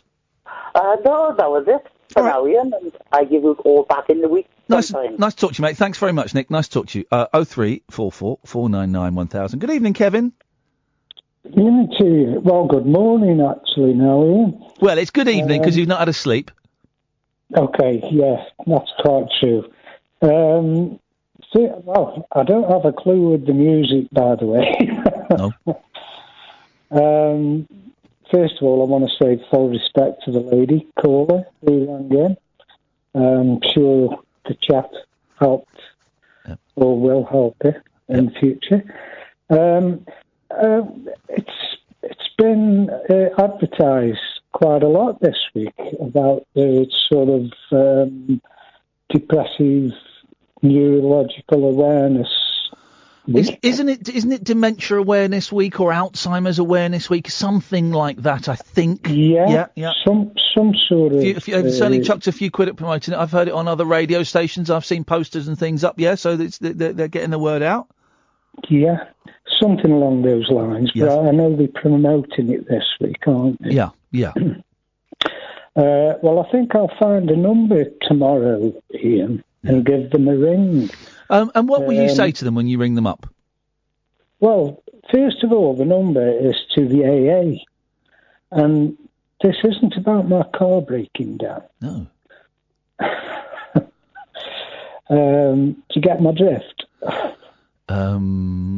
Your car's working fine is what I've got from this conversation so far. Well, I've not got a car. So. Oh, there's no point in joining. Cancel that AA subscription then, you muppet. That 80 quid a year it is. Is it really? Well, and if they're advertising with us, then that's a bargain. Right. Well, I've not had a car for over 12 months. So I don't think. Here's my prediction. Here's my prediction. In 20 years' time, no one will own a car. Do you not? No, we will rent them. We'll rent them, and there'll be driverless taxis, and there'll be cars that you log on to an app. You go, I need a car for 3 hours, and you go out in the street, and there'll be a car. They've already got it now in a few places, but no one will own a car. Do you think they'll all be automated, do you? Well, cars are automated. Yeah, but we still have to have a driver, don't we? No, well, they won't, but I think that, yes, I think we'll still be driving cars for a while, but 20 years' time, no one's going to own a car. You won't be able to afford it. Maybe not. Personally, I use public transport and get the bus. In fact, the bus stop the other day, there was a bus driver. He was obviously ready to start his shift, but he was catching the bus to get to the station. Oh, so the bus driver was catching the bus. Wowzers! Pardon? The bus driver was catching the bus. That's crazy. Well, I don't know. Maybe his wife had gone to work in their car. Yeah, it could be. I mean, it could be. If you've got to pay £80 a year for AA recovery, which is going to go up, they probably won't have a car each, will they? No, probably not. But anyway, he was catching the bus at the same stop. Yes. And he was on his mobile phone. And I just, chatting away, said to him, this particular bus, mate, I'm assuming you're going to such and such place. And he said, yeah. I said, well, this particular bus, you can wait half an hour and then 3 of them come all at once. Oh, and you mansplained a bus to a bus driver. Yeah, well, yeah, I didn't know he was at the time. I didn't look at his sort of uniform, his tux. Anyway, and he said, actually, there are 2 on the way that will be here within 3 minutes together. And I went, well, I wish I had your awareness. Yes. And he says, oh, you can just go on the internet and use this app. Oh, there's an app that tells you where they are, is it? Yeah. Yeah, that's the first I did. And I said, oh, maybe you should promote this a bit more, Yeah. So that people don't stand there. Can I ask you a question, Kevin? Because I like the bus. I like getting the bus in London a lot. It's my favourite way to travel. I'm walking at the moment a lot because I want to lose some weight. But my favourite way to travel in London is on a bus, right? Do you ever get a double-decker bus, Kevin, and sit at the top deck at the front and pretend you're driving the bus? I've been on a double-decker bus down at London, but they don't use those in my area. Oh, man. Get a double-decker bus, top deck. Used to be a smoking deck, of course. Sit at the front and pretend you're driving the bus. There's no joy like it, apart from actually driving a bus. Right. Yeah. Well, at one point in life, I did have a licence to drive a bus, actually. And a heavy goods vehicle. But that's another story. It's another story for another day. Yes. Sorry to interrupt. No. Why I've rang is, I think I'll be making that call tomorrow. Yes. Not to pay the £80 to the AA. To say that you're an alcoholic? Yes. Okay. Well, to help with alcohol. Okay. I wouldn't say I'm an alcoholic because I don't need to drink during the day. But like at tea time, I might think, it's 5 o'clock now. It's time to have a drink. Yeah. So I looked on the net, and the reason I'm going to give them a ring is because the closest to where I live, the closest meeting on a Wednesday was just down the road from me, actually, at a church. Beautiful. So I did, I thought, brilliant. Yeah. That's so convenient. Yes. Because I've not had a drink yet. Lovely. And at this time in the evening, that'll be great. Take a few cans with you and share them around when you get in there. It's only polite. I'm joking. Well, when I did get there, they were having a party to promote something. Well, I was lucky enough that the vicar was coming out at the time. Yeah. It was actually about 7-ish, just after. And I said to him, excuse me, please. Such a polite man he was. He'd obviously finished for the day. Yes. And well, does a vicar ever clock off? Well, I wouldn't imagine he sleeps in the church, does he? No. But I mean, the vicar is always. Here's the thing. Nowadays, everybody, you finish work, you go home, but your boss can still email you, right, or text you or whatever, right? So vicars have had that for centuries. God can always speak to them in the middle of the night. If they're on the lavvy, God can speak to them. There's no privacy for a vicar. I don't know, but I've got full respect for this guy. Yeah. I have, indeed. Okay. And because I had asked, excuse me, could you tell me where the AA meeting is tonight? He said, well, I don't really know, but I can sure find out for you. I don't really So know. then he turned back, went back in, and asked so many people, and went down every route of the church and the back rooms, and then he said to me, he said, he said, I'm ever so sorry, he says, but this isn't my usual church. Oh. Well, fair enough. Fair play. So, What they normally do with AA meetings, not always, what they normally do, you have a canny eye.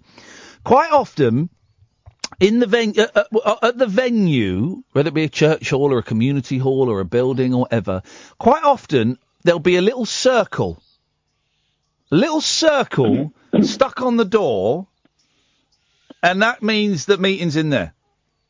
So look out for it. They don't always do it, but look out for the little circle. There was, Ian. Oh. There was. Well, that was it then. But obviously it was empty and there's nobody there. Oh, well, there must be someone there. They put the circle up. There'll be someone there. Anyway, so did you get to the meeting? There wasn't. Pardon? Did you get to the meeting? Well, I got there. But there was so did the vicar. Right. But there was nobody there to sort out the meeting. I'm going to start drinking. And so I said, I thanked him very much for his help, because he must have spent 20 minutes going around church. Yeah, they don't do anything for the rest of the day, though. They're lazy vicars. They don't do anything for the rest of the day. It's the hardest he worked all week. Oh, I'm sure he's been busy today, because by this time it was like gone 7 o'clock. Yes, right. But he did turn round and go back to church and did his best for me. Yeah. But unfortunately, there was nobody there for the meeting. No. And I showed him on the internet. I said, how stupid of me not to bring my glasses, but have I got that right? And he said, yes. Yeah. Wow. 7th. Yeah. It's truth. He says, that's bang on right. He says, so what's happening here? Jesus Christ. And he tried for me another 10 minutes. Yes. And he said, I'm ever so sorry. And I said, oh, it's no problem. I said, I'll just come back next week, because they do advertise it here on a Wednesday. So I'll try him again next week. Good, excellent. Guess what's the first thing is that I did as soon as I walked out? Told someone your boring story? I don't know. I'm sorry, I'm bored. No, I'm teasing. I don't know. You hadn't had a drink, of course. I went and got a bottle of wine. Good lad. Yeah. All right, Kevin. Well, listen, you give them a call tomorrow, and I'm sure they'll be able to let you know exactly where it is and what's going on. Thank you for that, Kevin. If you've ever asked someone for directions and they spent an incredibly long amount of time trying to help you, but then unable to help you, 0344 499 1000. Don't want to talk to people that have asked for directions, then found where they're going, or people that have been asked for directions. It's very, very specific phone in between now and Paul Ross at 1. It's, have you ever asked for directions and the person you've asked has spent a long time trying to help you find the place, only for neither of you to be able to find the place? This is Talk Radio. Stimulating nightly emissions guaranteed to open your eyes and your mind. Oh, my word. The Late Night Alternative with Iain Lee on Talk Radio. So you know I got this record label, right? Yeah. And we put out Monkeys stuff. We've got this new Mike Nesmith album coming out. He says it's the best thing he's ever done, live at the Troubadour. Does he say that about every release? No, he doesn't actually. He's normally a very harsh critic of himself. He hates his live albums as well, which is what this is. But our first non-Monkeys release is going to be an Imani Coppola compilation, the best of Imani Coppola and Cop a load of that. Yeah, exactly. And Little Jackie. So it's got the songs we play, Haters Club, and it's got the two hits, I'm a Tree and Legend of a Cowgirl. And I love Imani, right? Because her life is so fraught with difficulty. She's making a new album as well. She keeps sending me tracks. It's like, wow. So for this album that we're doing, it's going to be on CD. She's done a photo shoot. Did it a few weeks ago, specifically for us. And I said, great. Have we got the photos yet, Imani? She says, well, no. I had a row with the photographer after the session and she won't let me have them. Anyway, She's let her have them now. She sent them over. I love Imani when she's doing her pop star thing. I love it. She's full on pop star mode. I love it. We're going to have a fantastic cover. That's great. I love her so much. So that's going to come out hopefully July, I guess, on CD. And it's got on the digital release. We're not doing vinyl, but the digital release is going to have 5 previously unheard songs. Oh, it's a great album. It's a great album. 0344 499 1000. This is the late night alternative. Not yet. Hold your horses. Paul Ross will be on at 1 o'clock, but we've got plenty of time yet. Let's go to Simon. Good evening, Simon. Do you love it? I love it. You love it? Do you love it? I like it. Well, you see, that disappoints me. You've got to be in or out, and it sounds to me like you're half in, half out. I think we should all sit here until you love it. Yep. I love this show. Is that what we're talking about, though? Really? No. Exactly. But I just, Anyway, it's not. I didn't ask me. I asked you. Do you love it? Yeah. Well, I love it. Do you love it? It's all right. I like it. That doesn't feel committed to me. All right, I love it. You got it. You got it from me, all right? No, it's this voice. I love it. I love it. Yes. Thanks very much for calling, Simon. Let's go to Simon W. loves it. Hello, W. Hello there. I need a bit of help, really. 20 minutes ago, at the moment, I'm still making love to my wife. I've asked her for directions for the G-spot. I can't find it, and I don't want to be doing this anymore. Permission to pull out, please, sir. Permission granted. It's about 1.5 inches up, isn't it? Front. I think we should take that break now. No rules nocturnal nattering for nightbirds, nurses, and Nosferatu. All right, cool. The Late Night Alternative with Iain Lee on Talk Radio. Let me just try this. Let me just have the beginning. I find myself becoming more and more fascinated by the song Africa by Toto. I believe it's Toto. Is it just for the line, the something rises over the Serengeti? I don't know. I think I'm coming close to saying Africa by Toto is the best song of all time. No. No. I really, really am. I hear the drums echoing tonight. She hears only whispers of some quiet conversation. She's coming in 12:30 flight. Her moonlit wings reflect the stars that guide me towards salvation. I stopped an old man along the way, hoping to find some old forgotten words or ancient melodies. He turned to me as if to say, hurry boy, it's waiting there for you.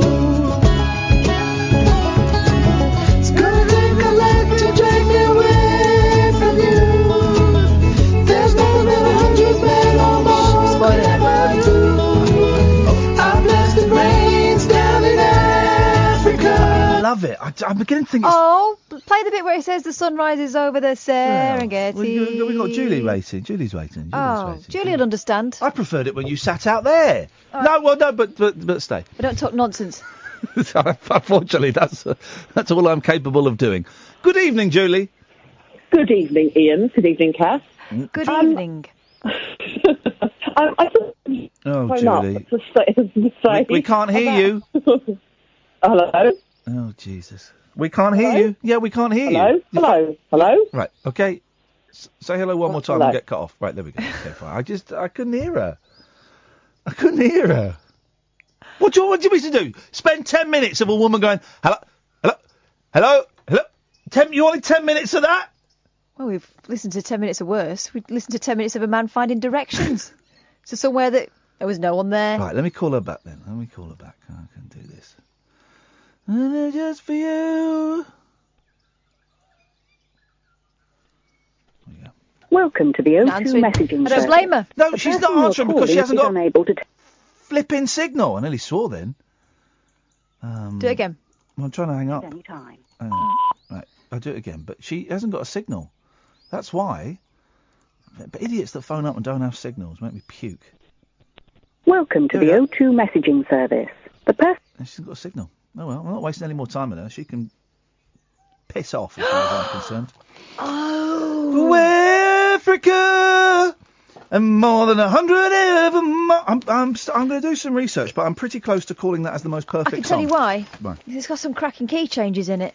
It's not even the key changes. It's when the vocals split and one goes up and one goes down. I saw Anthony Hopkins' daughter play some songs in a pub once. Did you? Yeah.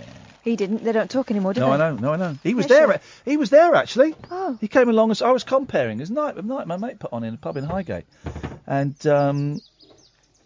he came along and watched it. What's she sing? Really crap songs. Oh. How many firemen does it take to revive a choking pigeon? Answer: too many. While some might praise their compassion for stricken creatures, others may think these firemen should have better things to do. I hate it. I used to be one of these people that would, but the switchboard is empty. 0344 499 1000. That would pour scorn on. James, do you want to get that phone call? If it's not too much of an inconvenience, thank you very much indeed. I used to pour scorn on the fire brigade and police rescuing animals and stuff. Yeah, I remember. It was a waste of money. We had them on the other place, and you went through a list of different animals. Yeah. When would you intervene? Oh, fox. A fox in a box, a frog on a log. Oh yeah, we did. Yeah. That was funny. But then because they'd rescued a pigeon. Then I saw a video of a policeman, I think in New Zealand, or maybe it was America. There was a duck stood by the side of a road, and the policeman came along, and she stood by a drain, and they opened the drain, and they reached down, they pulled out, just kept pulling out ducklings, and they all, once they were all there, the mum turned away, and I just thought, flipping it, that is what life is all about. So these fire fighters rescuing a pigeon, I'm up for it. For after they'd ensured everyone was safe following an arson attack on a disused bus depot, they turned their attention to other victims of the blaze, several pigeons that were unconscious as a result of inhaling smoke. Why didn't they do the pigeons first? Screw those people, they can run. The firemen used a tube to administer oxygen and fed the birds drops of water. Sim Wright, a marine biologist who works next door to the depot in Colchester, photographed 3 of the rescue team as they worked to save the pigeons, seen by many as urban pests rather than assets. Yeah, Daily Mail, you also say that about Poles and Muslims. Mr. Wright, 49, said, we heard what sounded like explosions coming from the depot. I could see the fire brigade were looking for people in the building, and when they were sure no one was trapped, they turned their attention to the birds. So they follow procedure. He's not going to diss them, is he? Because this is a man who spends his life looking after fish. They were carrying the birds out by hand. They got them... What do you mean he looks after fish? He's a marine biologist. Yeah. They got them onto the ground and they started feeding them water out of a cap to revive them. Then they used a tube to feed them oxygen, which really seemed to do the trick. I was really taken with the care they were displaying. Obviously, their first priority is for humans, but once they had ascertained there was no one in there, it was really great to see how quickly they turned their attention to the birds. Wah! I just thought they should be commended for it. An Essex County Fire and Rescue Service spokesman said of Friday's incident, this is a great example of the compassion our firefighters show on a daily basis. Our priority will always be protecting human life from risk, but in this particular case, firefighters were able to extinguish the fire and make the area safe with such efficiency that they were able to go above and beyond in offering care to pigeons who'd been affected by the smoke. I think that's brilliant. And the Daily Mail is being all snarky about it. That others may think these firemen should have better things to do. Well, if they had, they would. Yeah. Did anyone die in that area because the firemen were giving oxygen to a bird? The other thing that gets ignored is when they're doing these things like cutting, dogs free from fences and foxes from boxes and frogs from logs. What they're doing is practicing various techniques that they may not get to practice otherwise. So, for example, I don't know, I'm sure that a kitten might be saved in the same way as a pigeon. Yes. Also, if they weren't there saving pigeons' lives, they'd just be in the office pumping off and watching pornography. And eat shepherd's pie. That's what they do. It's a joke, guys. It's a joke. It's a joke. They're not allowed They'd be stripping. They're not allowed to have weightlifting equipment in there anymore. Good evening, Julie. Good evening. Can you hear me? Hello? Just about. Just about. You're living on a thin line. I wanted to call up just to offer a bit of empathy and support and love for Jules that called up. Grow up. Got a spot on my back I'm going to squeeze while I'm talking to you. Oh, God. No one to squeeze them for me anymore. Yes, you go on then, get on with it. Sorry, that was aggressive. This is after you've been saying, isn't it great that firefighters are empathetic towards pigeons? And then Jules comes on, Julie comes on to be empathetic towards Jules, and you shout at her and tell her to get on with it. I think it's the same person. And has not come up with a particularly convincing... Pseudonym. Yeah, I was going to say pseudonym. I know, it was a bit unimaginative of me. Go on, Julie, I'm sorry, I'm being me, go on. Yes. I just wanted to offer her sympathy and empathy. I was in a situation similar, not the same, but similar, and I think that because she feels blessed and privileged with what she has, she doesn't feel that she has a right or a valid reason to be upset. And I hope that she does have friends around her who are supportive, because when I was going through something, all my friends were like, well, you've got nothing to complain about. Look at what you've got. So I just wanted to say that I went to see a counsellor, and that helped me a lot. So I just wanted to say that, she could always consider that. And I hope that when we are at our lowest and at our bleakest, and everything looks dark and grey, it's hard to imagine that there is another option. That there is light at the end of the tunnel. I know my situation is completely different, but leaving and getting divorced and moving out is a tough one, man. And particularly when you've had, which I haven't, but when you've had years, decades of someone belittling you and humiliating you and bullying you, you lose all self-confidence and all sense of who you are as a human being. But exactly, she was very brave making that phone call. She sounds like a lovely human being, and I'm sure things can and will get better for her. I'm sure. May take a while. It will take a while. It doesn't happen overnight, but it will get better. Yes, it will. And so I just wanted to kind of share her a little bit of love, because I know she felt a bit awkward about phoning up, but she's not alone. Nice one, Julie. Thank you very much indeed. 0344 499 1000. This is the Late Night Alternative on Talk Radio. Tales of mystery and imagination on the radio show that does things differently. Dolly Parton, I listen to a record all day long. The Late Night Alternative with Iain Lee. I'm a nut job, but not that kind of nut job. On Talk Radio. Honest to God, it's the new Breaking Bad. Oh no! 0344 499 1000. Late Night Alternative with Iain Lee and Catherine Boyle. Monday to Friday, 10 o'clock at night. Listen on DAB, download the app, or go to talkradio.co.uk. Good evening, Marty. Hi, Ian. Hi, Kath. How are you guys? Fine, thanks. What you got for us, man? Nothing much. I was just listening early. Oh, well, okay. No, I'm pretty excited because on Sunday I'm off to Germany for my boy's birthday. He's 7. Beautiful. Fantastic. Yeah, man. What a so thrill. That's pretty cool. The last time I saw him, actually, you were in the jungle, dude. Wowzers. Okay, well, hang on. You're not saying I have to go back in the jungle again, are you? Because I really would rather not. No, but actually, I managed to watch you, dude, from like 4 different countries. I saw you a bit here in Canada. This is a proper fan. Forget all these slackers on YouTube and all these idiots on Twitter. Marty is a proper fan. But be honest, Marty, did you like him in the jungle, but now he's out hating him? No, not at all.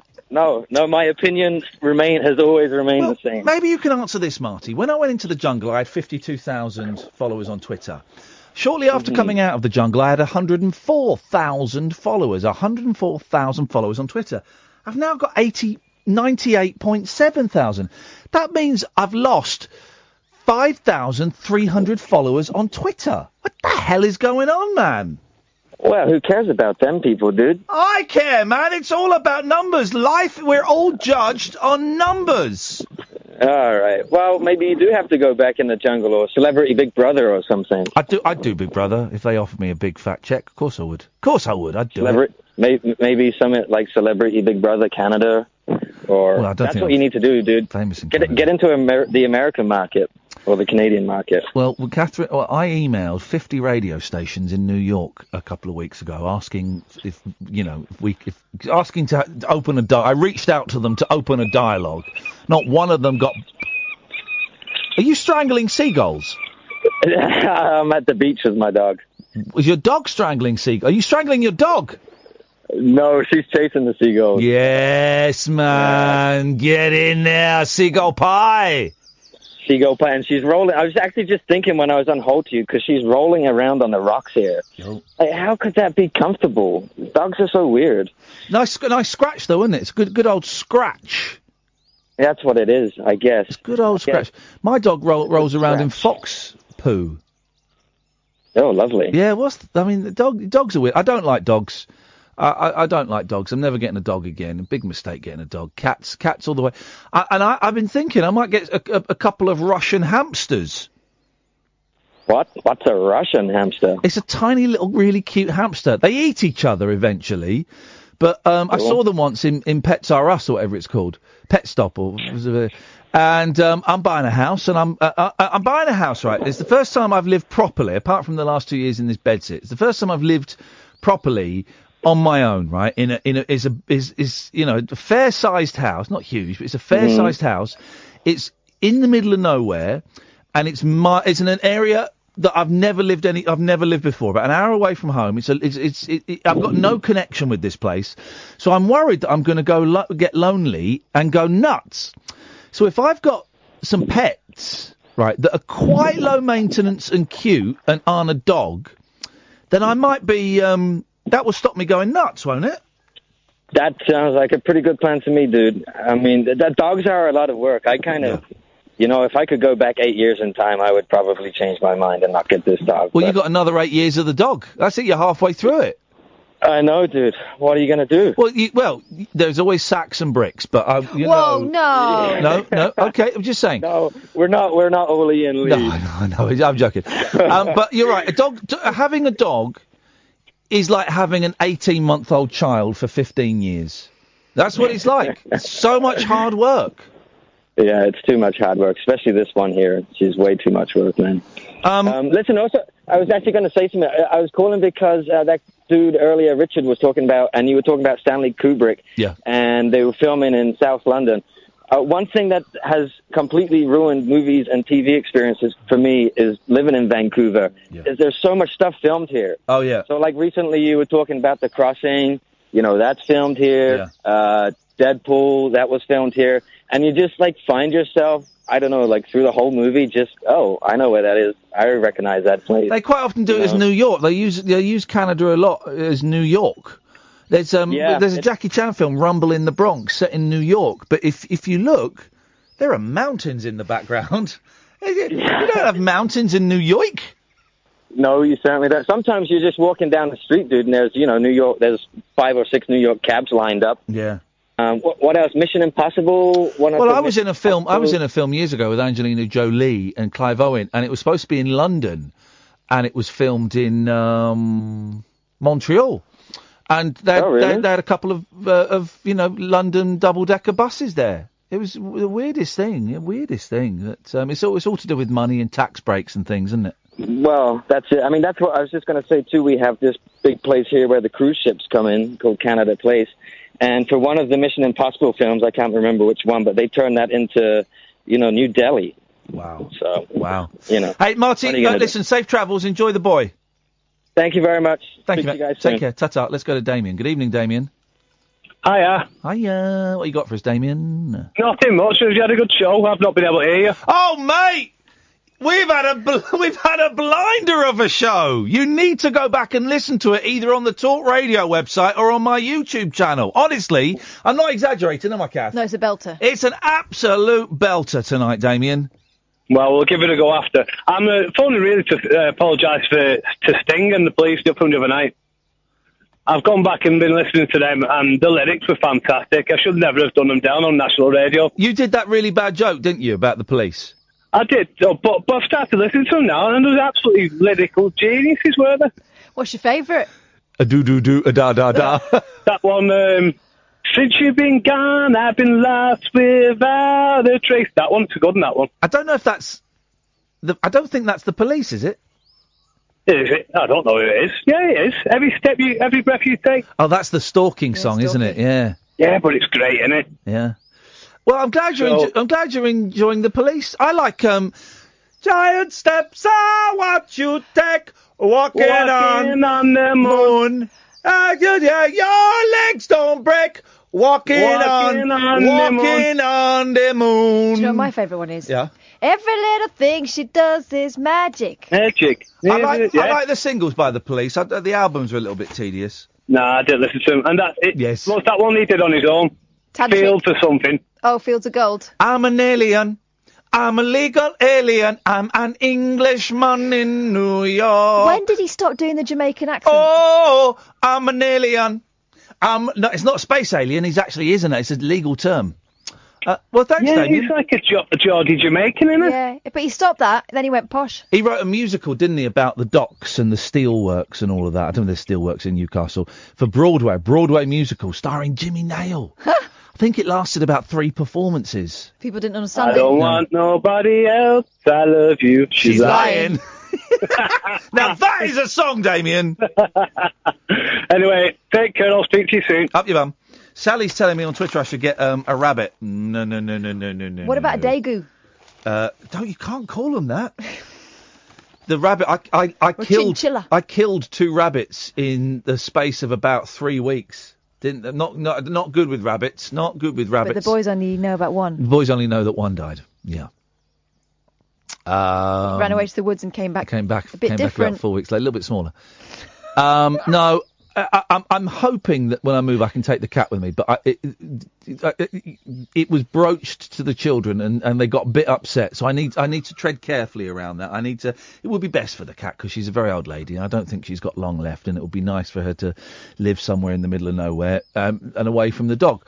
But I did broach it and the kids got a little bit so we'll see. But yeah, I think Russian hamsters, I think that'd be fun, man. If I have them, I'll have them climbing all over my body. Imagine they escape. They will escape. I can see it. It's going to be wicked. They escape and then they hide in the wall and they breed. Knowing your luck, you'll get a male and female. Yeah, of course. And babies. No, they eat the babies. Oh, don't. Well, it saves on food. It's life. War life. No life. Full life. Do. Do.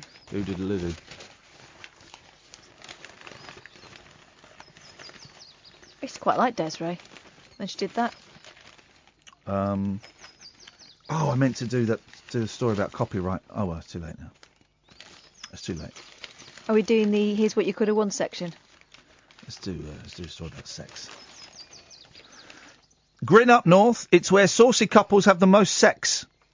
I need to get up north. Is that euphemism? Well, I've been down south and I've been to the Black Country. No, I don't mean that. Don't even know what that means. That sounds horrible. No. Couples in Manchester and Liverpool have more sex than anyone else in the country. Careful how you say that. Residents of the North West make love to their partners an average of 17 times a month. Flipping heck, man. Be sore. Why did they get any work done? Well, this is it. That's why they're all signing on. That is a joke. That is a joke. That is a joke. You know me, guys. That is a joke. That's not... I don't normally do area-specific bigotry. One of his best friends is Mancunian. Well... So apparently he's allowed to make racist jokes. You're a plastic mank. Oh. The South East, Northern Ireland, East Midlands and Wales are the other regions to make it into double figures in the poll of over 18s. Well, I'd hope they'd be over 18. But in the South West, couples only manage it on average twice a month. While those in Scotland and North East England score 4 times a month. Londoners make do with 7 sessions between the sheets a month. Sessions. All those surveyed were in committed relationships, so the results do not include serial daters and bed-hopping bachelors. The study into beliefs about luck also found the average lovemaking session lasts for 19 minutes, and 22% prefer to do it in the morning compared to 19% at night. I can't do it in the morning. Who's timing? Oh, I always have a stopwatch. Do you start it when the telly goes off? That's a little bit of adult humour there for the mums and dads listening there. A little bit of blue for for the mums and dads. It gets a little bit raunchy towards the end of the show, guys. I hope you appreciate that. The kids are asleep. Time for some adult fun. Time for a little bit of... Oh, God. Hey, by the way, Kath, what do you prefer, pencils or pencil sharpeners? Well, it depends. To be honest, it depends what kind of mood I'm in. So you'd like pencil sharpeners, would you? Well, it depends what needs doing. I don't like pencils. I'm totally a pencil sharpener kind of guy. I think you're lying to yourself. And on that bombshell, we shall say Paul Ross is up after the news. Thank you, good night.